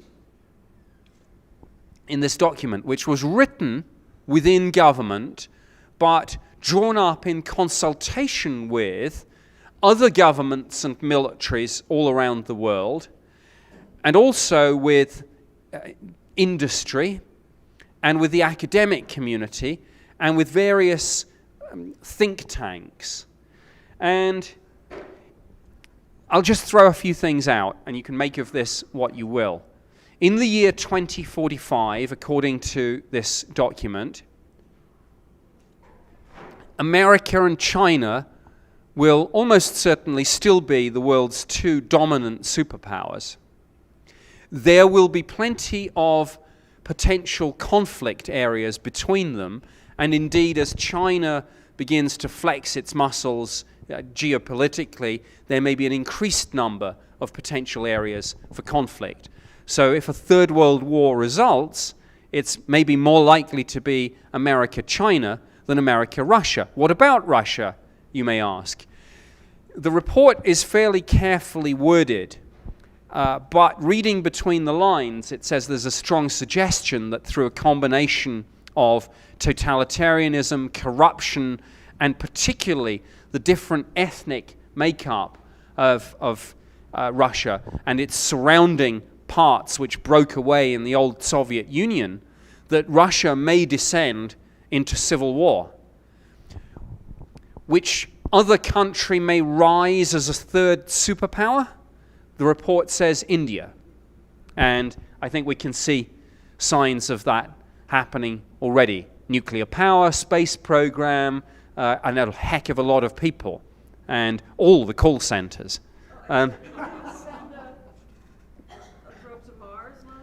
Yeah, I think absolutely. I mean, I don't mean this as a politically incorrect comment, but I do hear a lot of people complain, why do we still have aid programs for a nation where the government chooses to have a nuclear weapons program and a space program? But I'll just throw that out as food for thought, if you'll excuse the pun. But science and technology. It's no surprise that by 2045, the report suggests that driverless cars will be prevalent. Arguably, the technology for driverless cars is already here. It's actually the regulatory issues and the insurance and legal issues that are bigger than the technological ones. I mean, people have said, "Oh my goodness! Imagine the nightmare when the first person dies as a result of the driverless car. So we need to spend years and years and years, making sure that we've got all this regulation right." What they don't say is the tens and thousands of lives that this technology will save along the way. Let's talk about fuel. I mean, when you go to Brazil in a GM car, you can press a button to choose regular petrol, as you would call it, or methane, or alcohol. Yeah. And you can't do that in America. I always choose the alcohol, but that's another story. Yeah,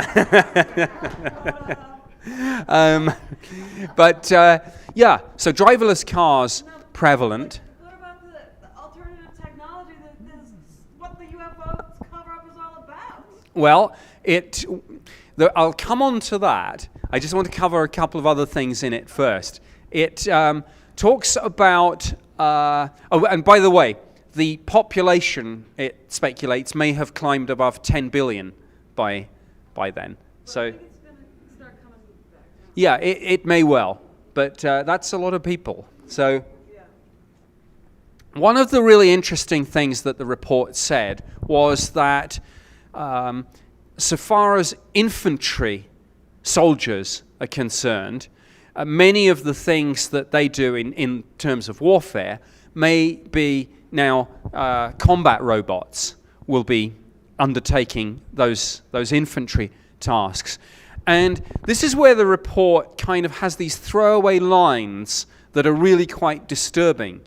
Because what do you think the consequences would be of wars being fought by combat robots?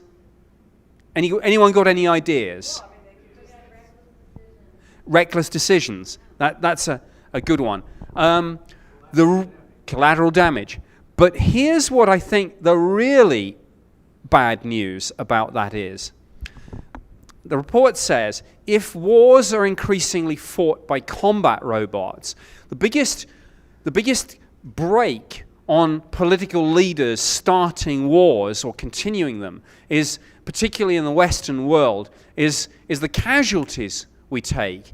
Now, if future wars are going to be fought by combat robots, this report suggests that world leaders may be a little bit more blasé about actually entering into a war, because human casualties are likely, in some senses, or that will be their perception in the initial phase, to be down.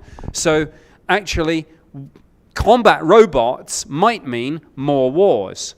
That's the kind of little nugget hidden away in this document, which is really worth looking at and getting an insight into.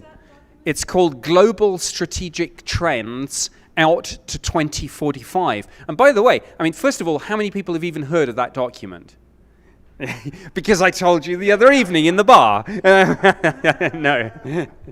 No.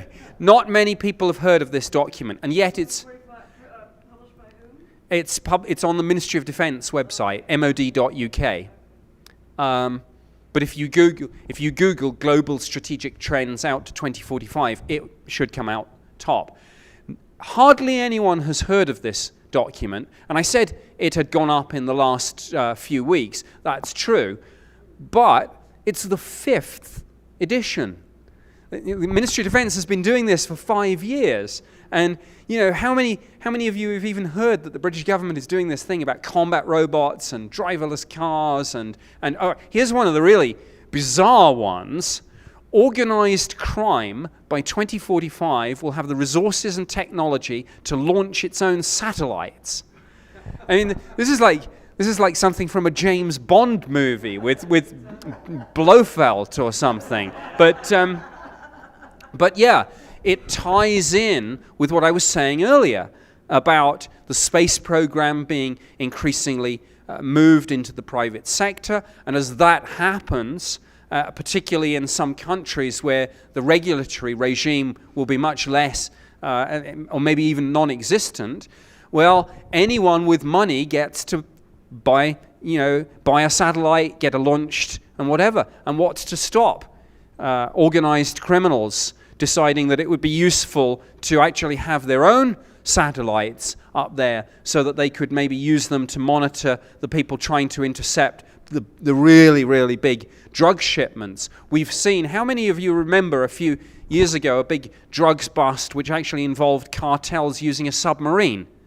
Well, yeah, so they use subs, but by 2045 they'll have their own satellites. I find that a little bit scary. And talking of satellites and going back to combat robots, robots, of course, will play an increasing role in more benign aspects of life. And particularly the report picks out childcare and care of the elderly as being two areas which will be increasingly handed off from humans to robots.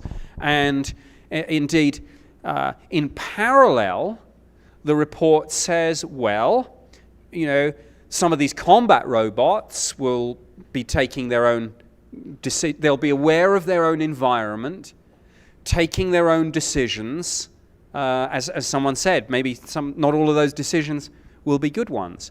The other robots will be aware of their environment. They'll be taking their own decisions.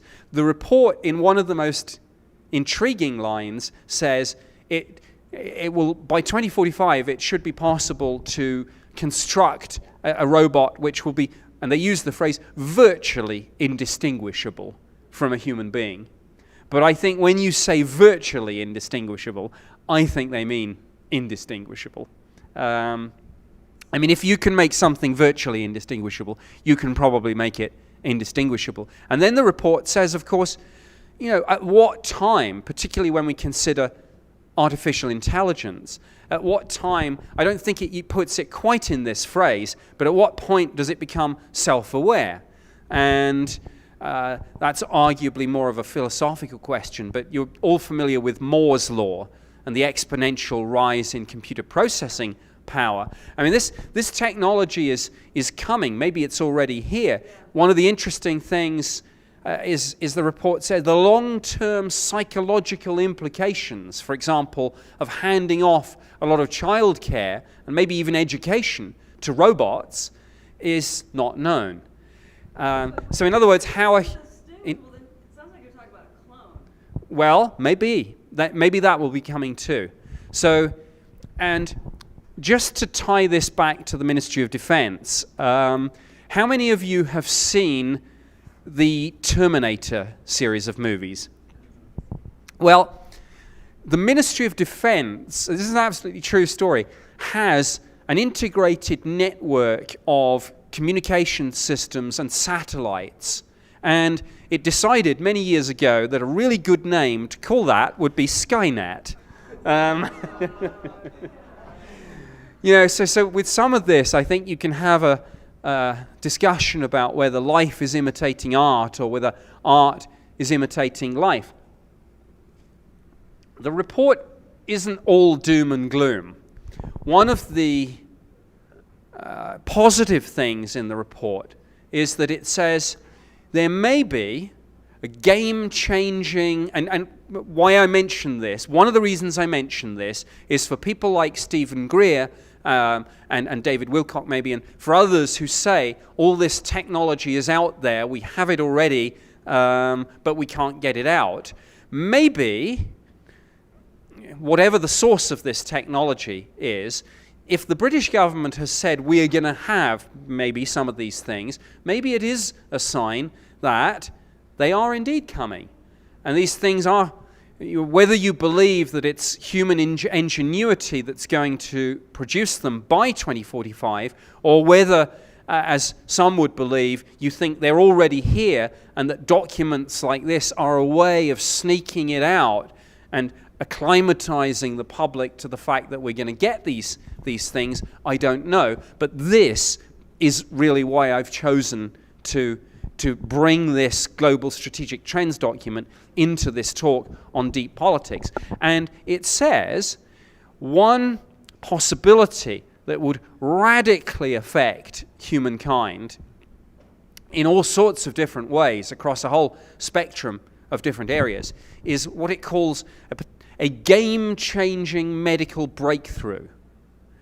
And it pretty much goes on to say that the most likely thing that will be is a cancer cure.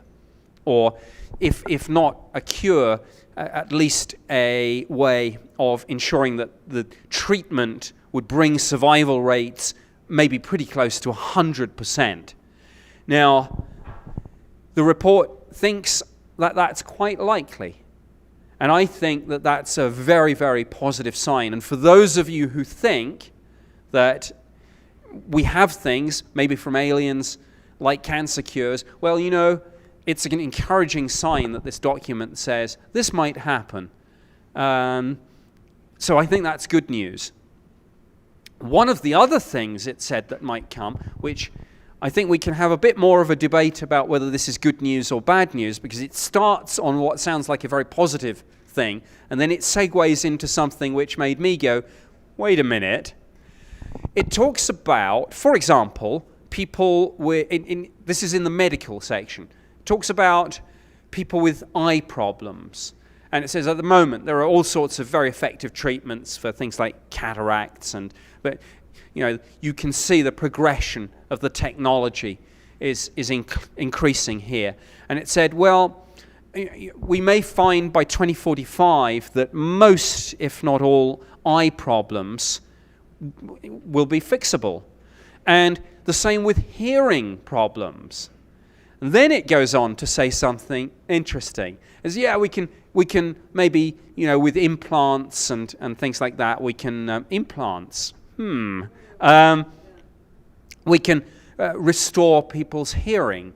And then it goes on to say, maybe, as well as restoring people's hearing, well, while we're at it, we could improve it. And actually, if you can restore someone's hearing, well, you could expand it so that they could pick up frequencies that maybe are currently above or below human perception. And while bionic woman. And while we're at it with the eye things, well, we could put infrared into that, and maybe we could do magnification on that. And then it goes on to talk about things like Alzheimer's, and says, well, we may be able, with some combination of pharmaceutical treatments and neurological surgeries and implants, we may be able to restore some of that. And while we're at it, maybe we'd be able to enhance human cognitive skills and abilities. Doesn't this sound a little bit like the X-Men? Yeah. Doesn't this, take implants, drugs, whatever it comes. What we're really talking about is not just repaired human beings, but enhanced, upgraded human beings. What's a big problem with that? I think a big problem is that when anything comes in for the first time, it tends to be hugely expensive and available only, therefore, to a very small number of people. So, we get this potential for human 2, or whatever you call it. Human beings with cancer cures and night vision goggles that they don't need to borrow from Ed Grimsley. Sorry, Ed. You're out of business. And enhanced cognitive skills, which is the really interesting one. And it sounds good. I mean, I'd love to see human beings with IQs of 150, a whole range of Einsteins and things. But what if that's only available to a few of us? And, it won't be us, will it? So in all of this, when it talks about enhancing human beings and bringing things like the physical and the cognitive, I think there is a very important moral and philosophical debate that we need to have about this. So there's the future. Half of it's Terminator and the X-Men. The other half of it is maybe cancer cures and I don't know, robots bringing up kids. It's a fascinating document. It really is worth your time. If I could urge everyone to take a look at it. And I mean, the great thing about this document, as with Project Condign, is it's not some flaky thing that someone says, hey, is this real? Is this really the government putting this thing out? You go to the government's own website and you read the foreword where they say, here is our report. Lots of disclaimers, of course. I mean, it actually says, of course we cannot predict the future. But then they go on and do just that. What they really mean, of course, is we can't say that this is going to be accurate, but this didn't just come out of a hat.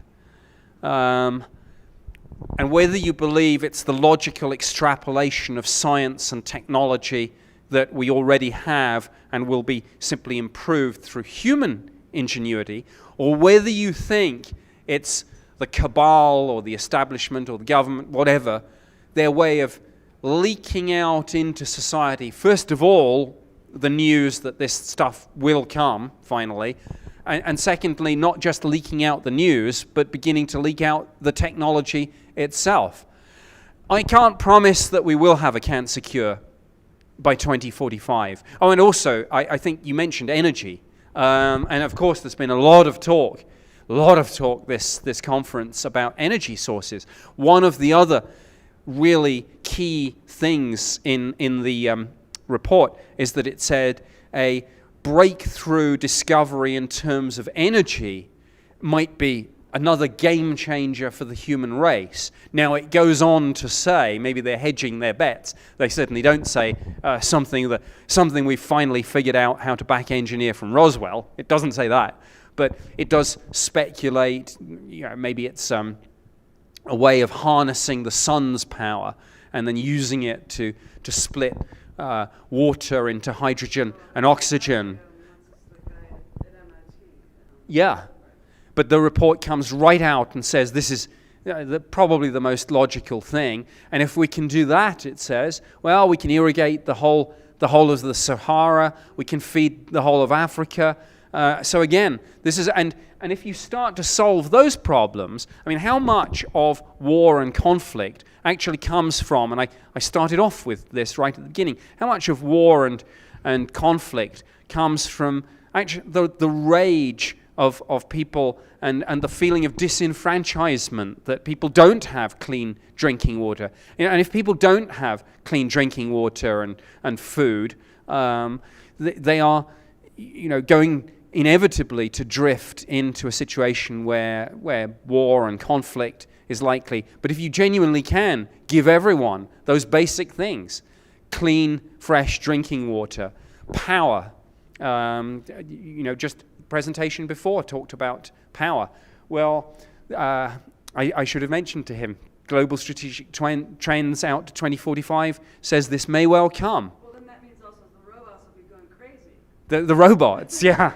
War all over the Middle East and everywhere.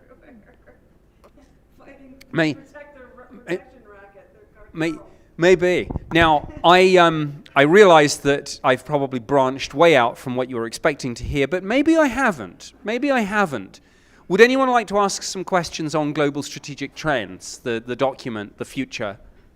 One question, and what does this document prognosticate about what humans are going to be doing while all these technologies are doing the work that we used to do? That's a great question, and funnily enough, I think that's one thing that's rather lacking from the report, because it talks an awful lot about the toys that we might have with our driverless cars and things. It doesn't say much about how we as a species would change. I mean, it talks, for example, about supersonic travel, and it said, actually, supersonic travel has gone backwards. If you think about it, we used to have Concorde, but we don't have supersonic travel for passengers at the moment. We will. The next generation of aircraft will, and indeed by 2045, we'll probably be able to go from New York to Sydney or whatever in an hour, suborbital basically. But your question is a good one, because what it That's a British thing or a European thing. Pretty much everyone's working on that.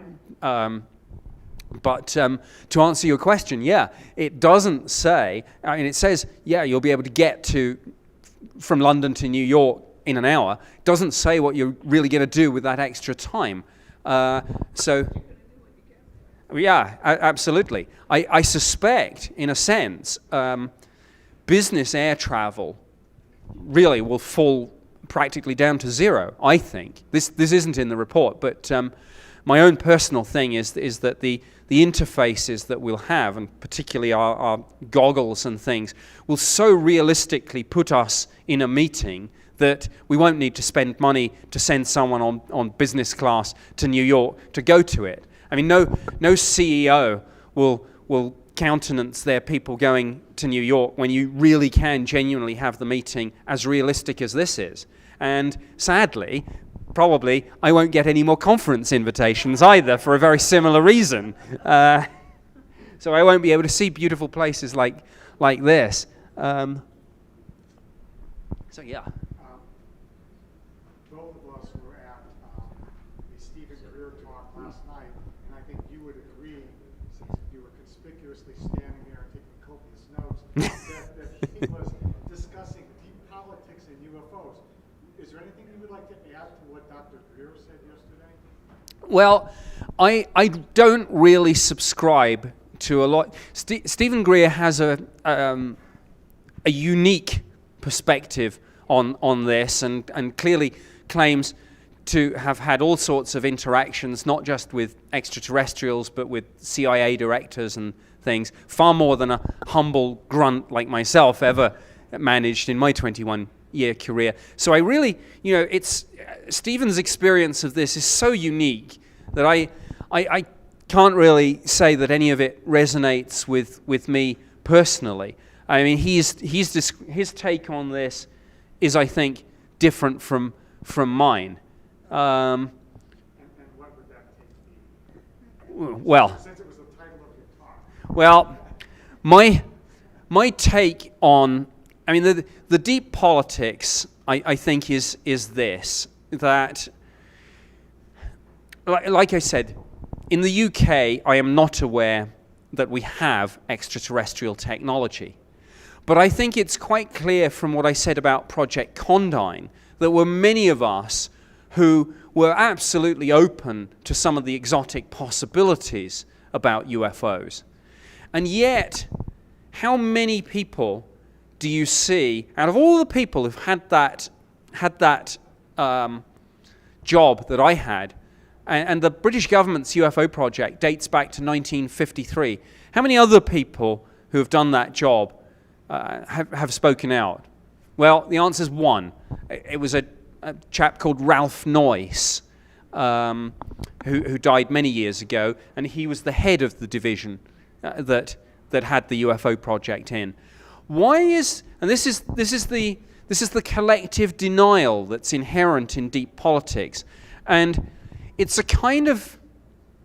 it is a double thing, because to those of us at the Ministry of Defense who were investigating these sightings, we knew that we had sightings from pilots and police officers and military personnel. We knew that we had UFOs tracked on radar, performing speeds and maneuvers that we couldn't match. We knew that sometimes we had photos and videos that the MOD's imagery analysis people were unable to explain and said absolutely are not fakes of any kind or any sort of natural phenomena that we're aware of. We knew all this.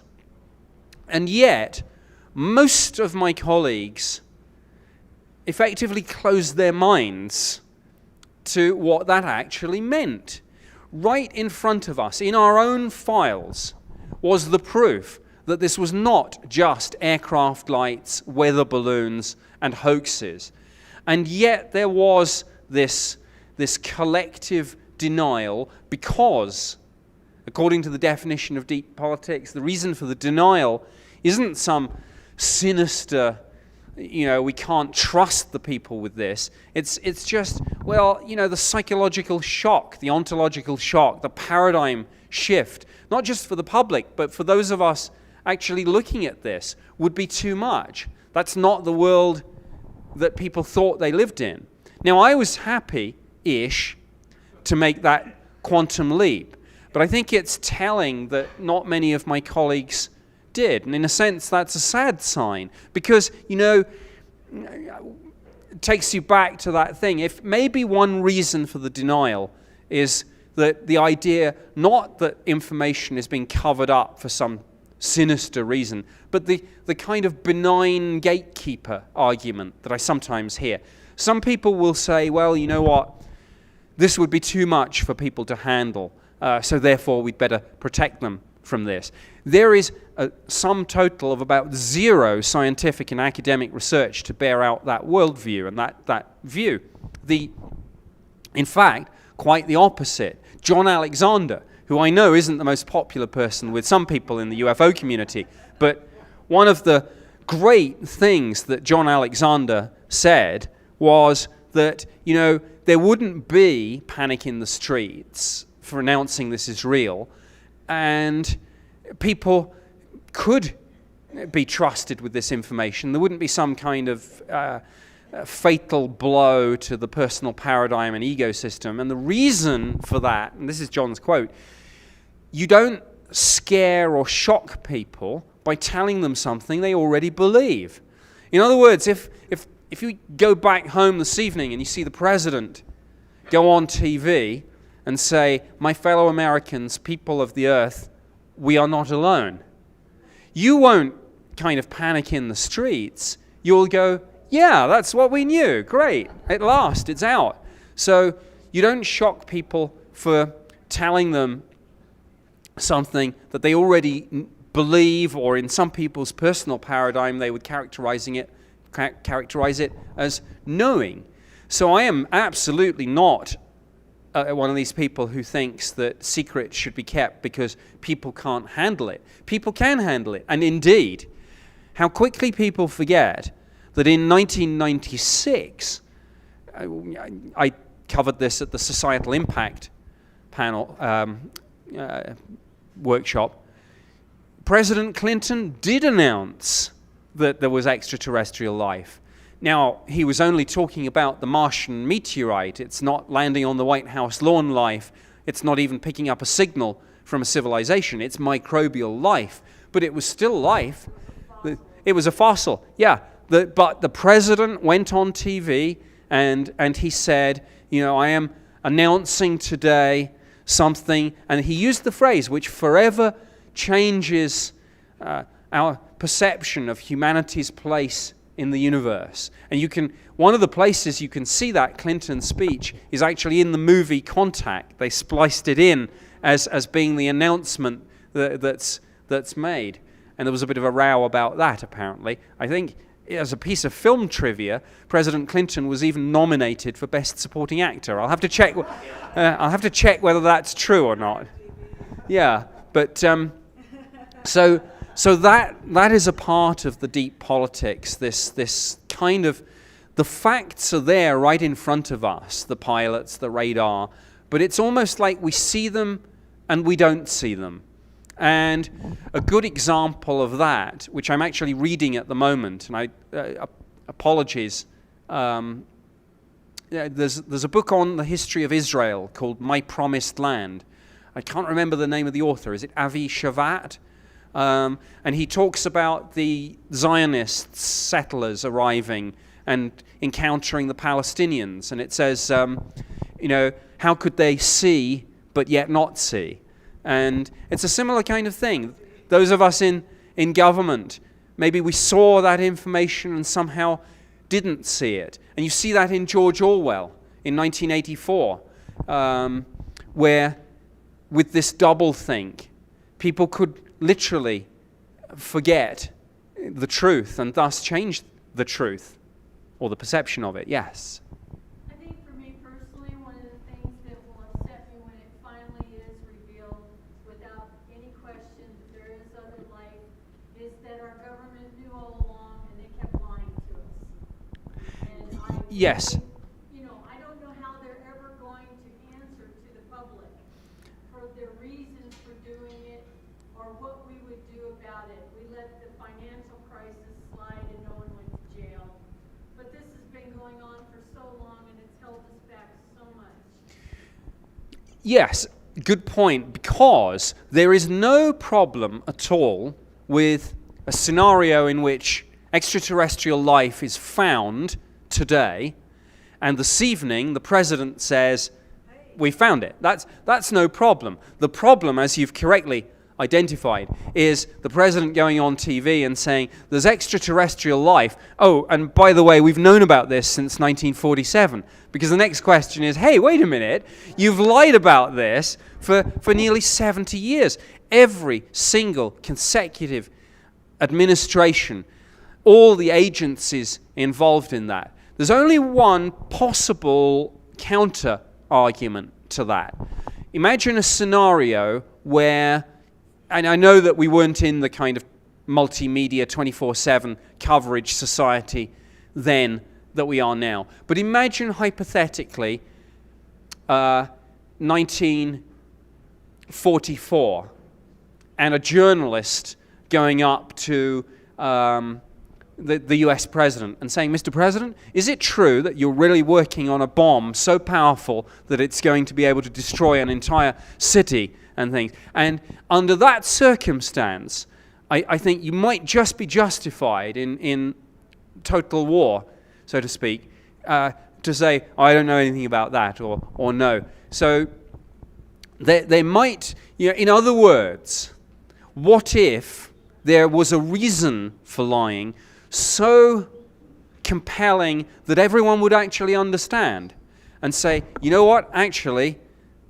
that's okay. Now, it's hypothetical because I can't conceive what that reason would be, but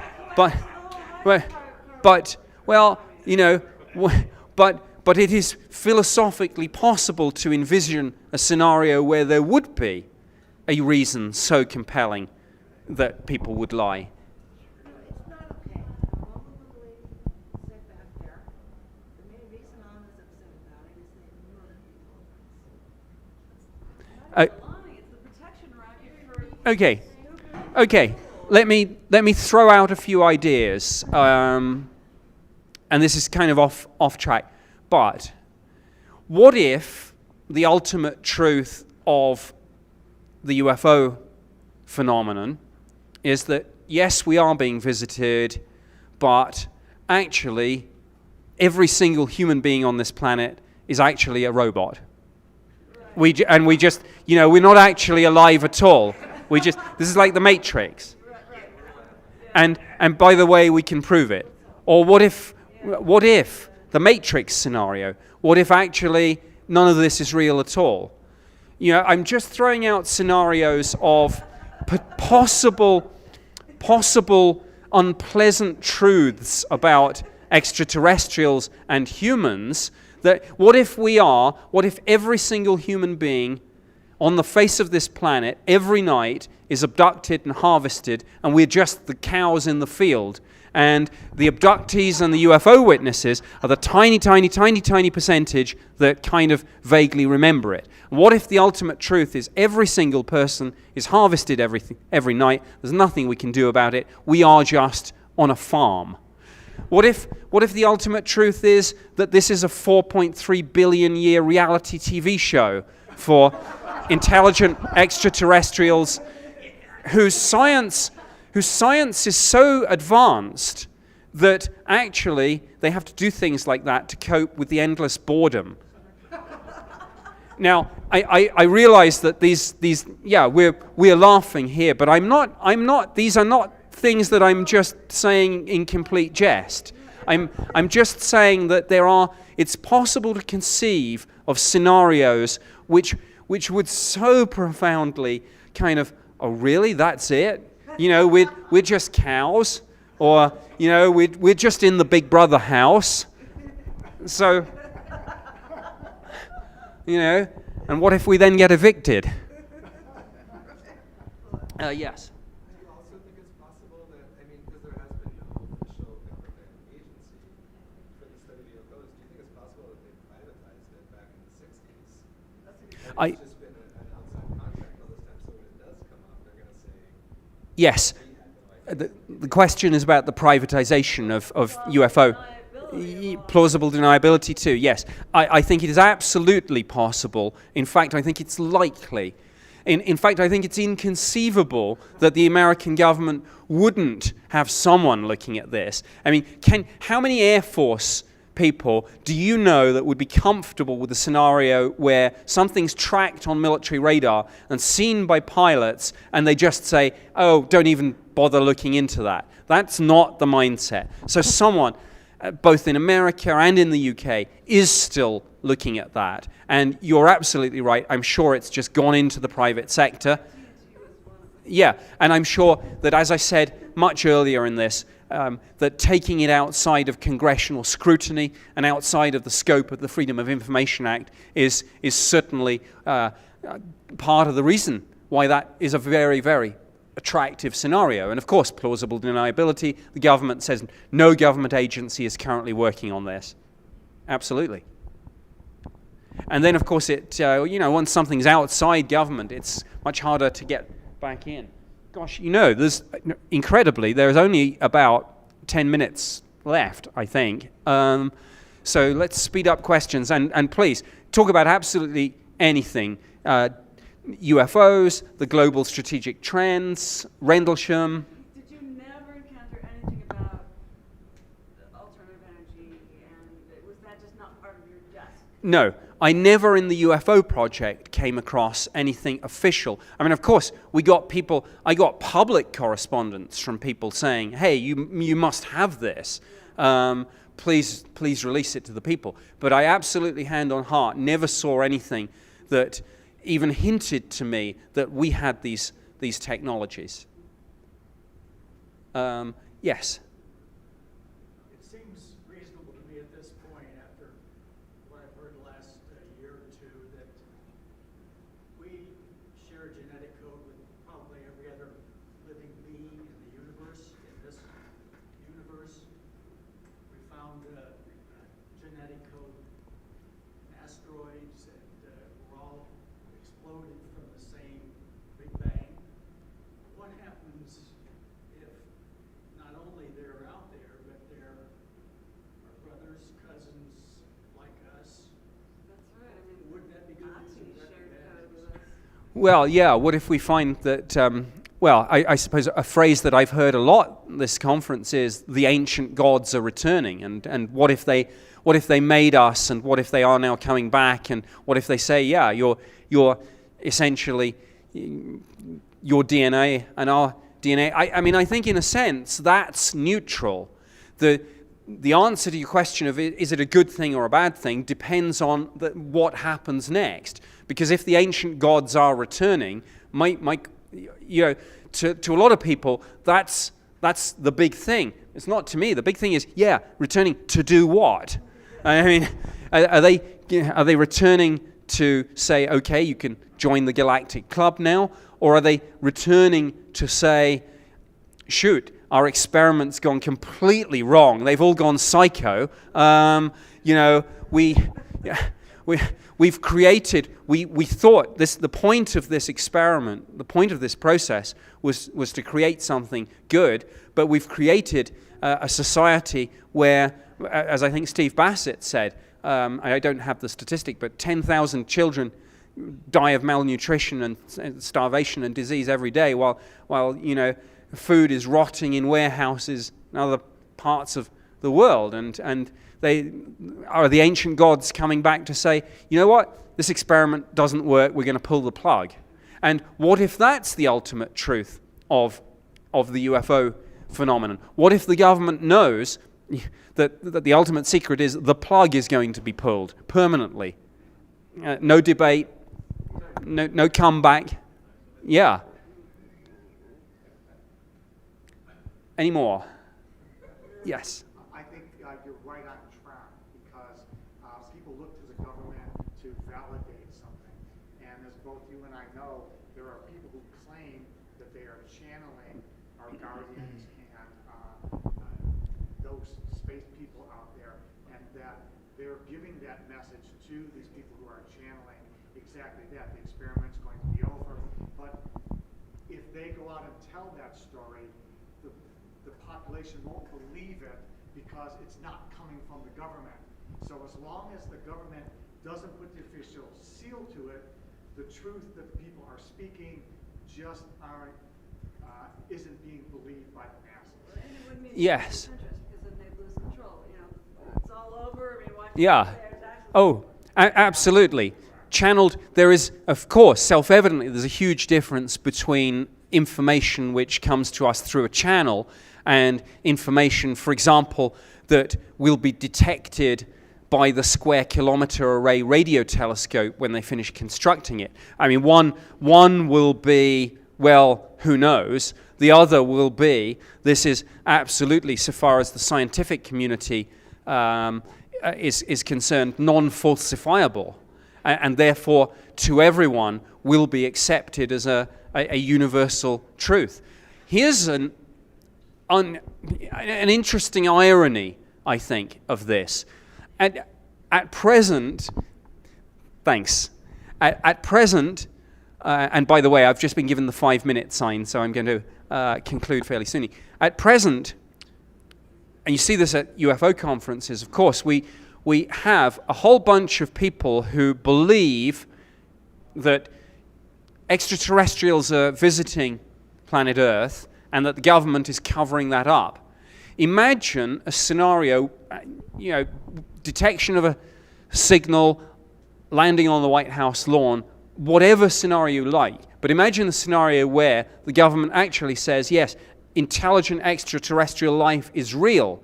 The ultimate irony of that is that there'll be another part of society that won't believe that. And will think, hey, this alien stuff is just some conspiracy theory. And of course, yes, false flag conspiracy theory. So why I call this ironic is because a lot of people say, tell the truth about UFOs, and then if the government does actually say, oh, okay, there's aliens, there'll be a lot of people that say, we don't believe that. So I think with that, I'm pretty much going to conclude. I apologize if anyone thinks I've gone too radically off track.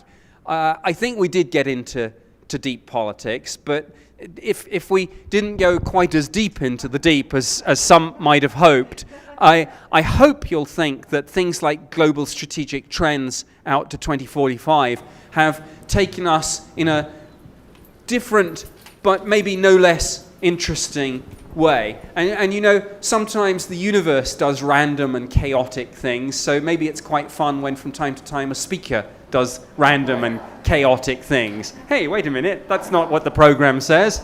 But I think, joking aside, I think there are some connections. And I think, I know it's a cliche to say that there are dots to be joined here, but I think you can look at ideas of UFO cover-ups, consciousness, science, technology, and we can have a huge debate about the linkages between all of that. So I hope that if this afternoon hasn't been entirely what you've expected, it has nonetheless been of interest. There's been some controversial stuff, I think, certainly some food for thought. I've tried to name check all the documents like Project Condign and Global Strategic Trends, so do have a look for yourself. I mean, it really is quite fascinating.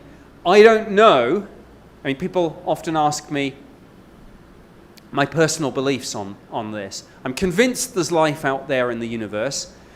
I am more cautious than, say, people like Stephen Greer. If Stephen's seen it, then fine, but I haven't.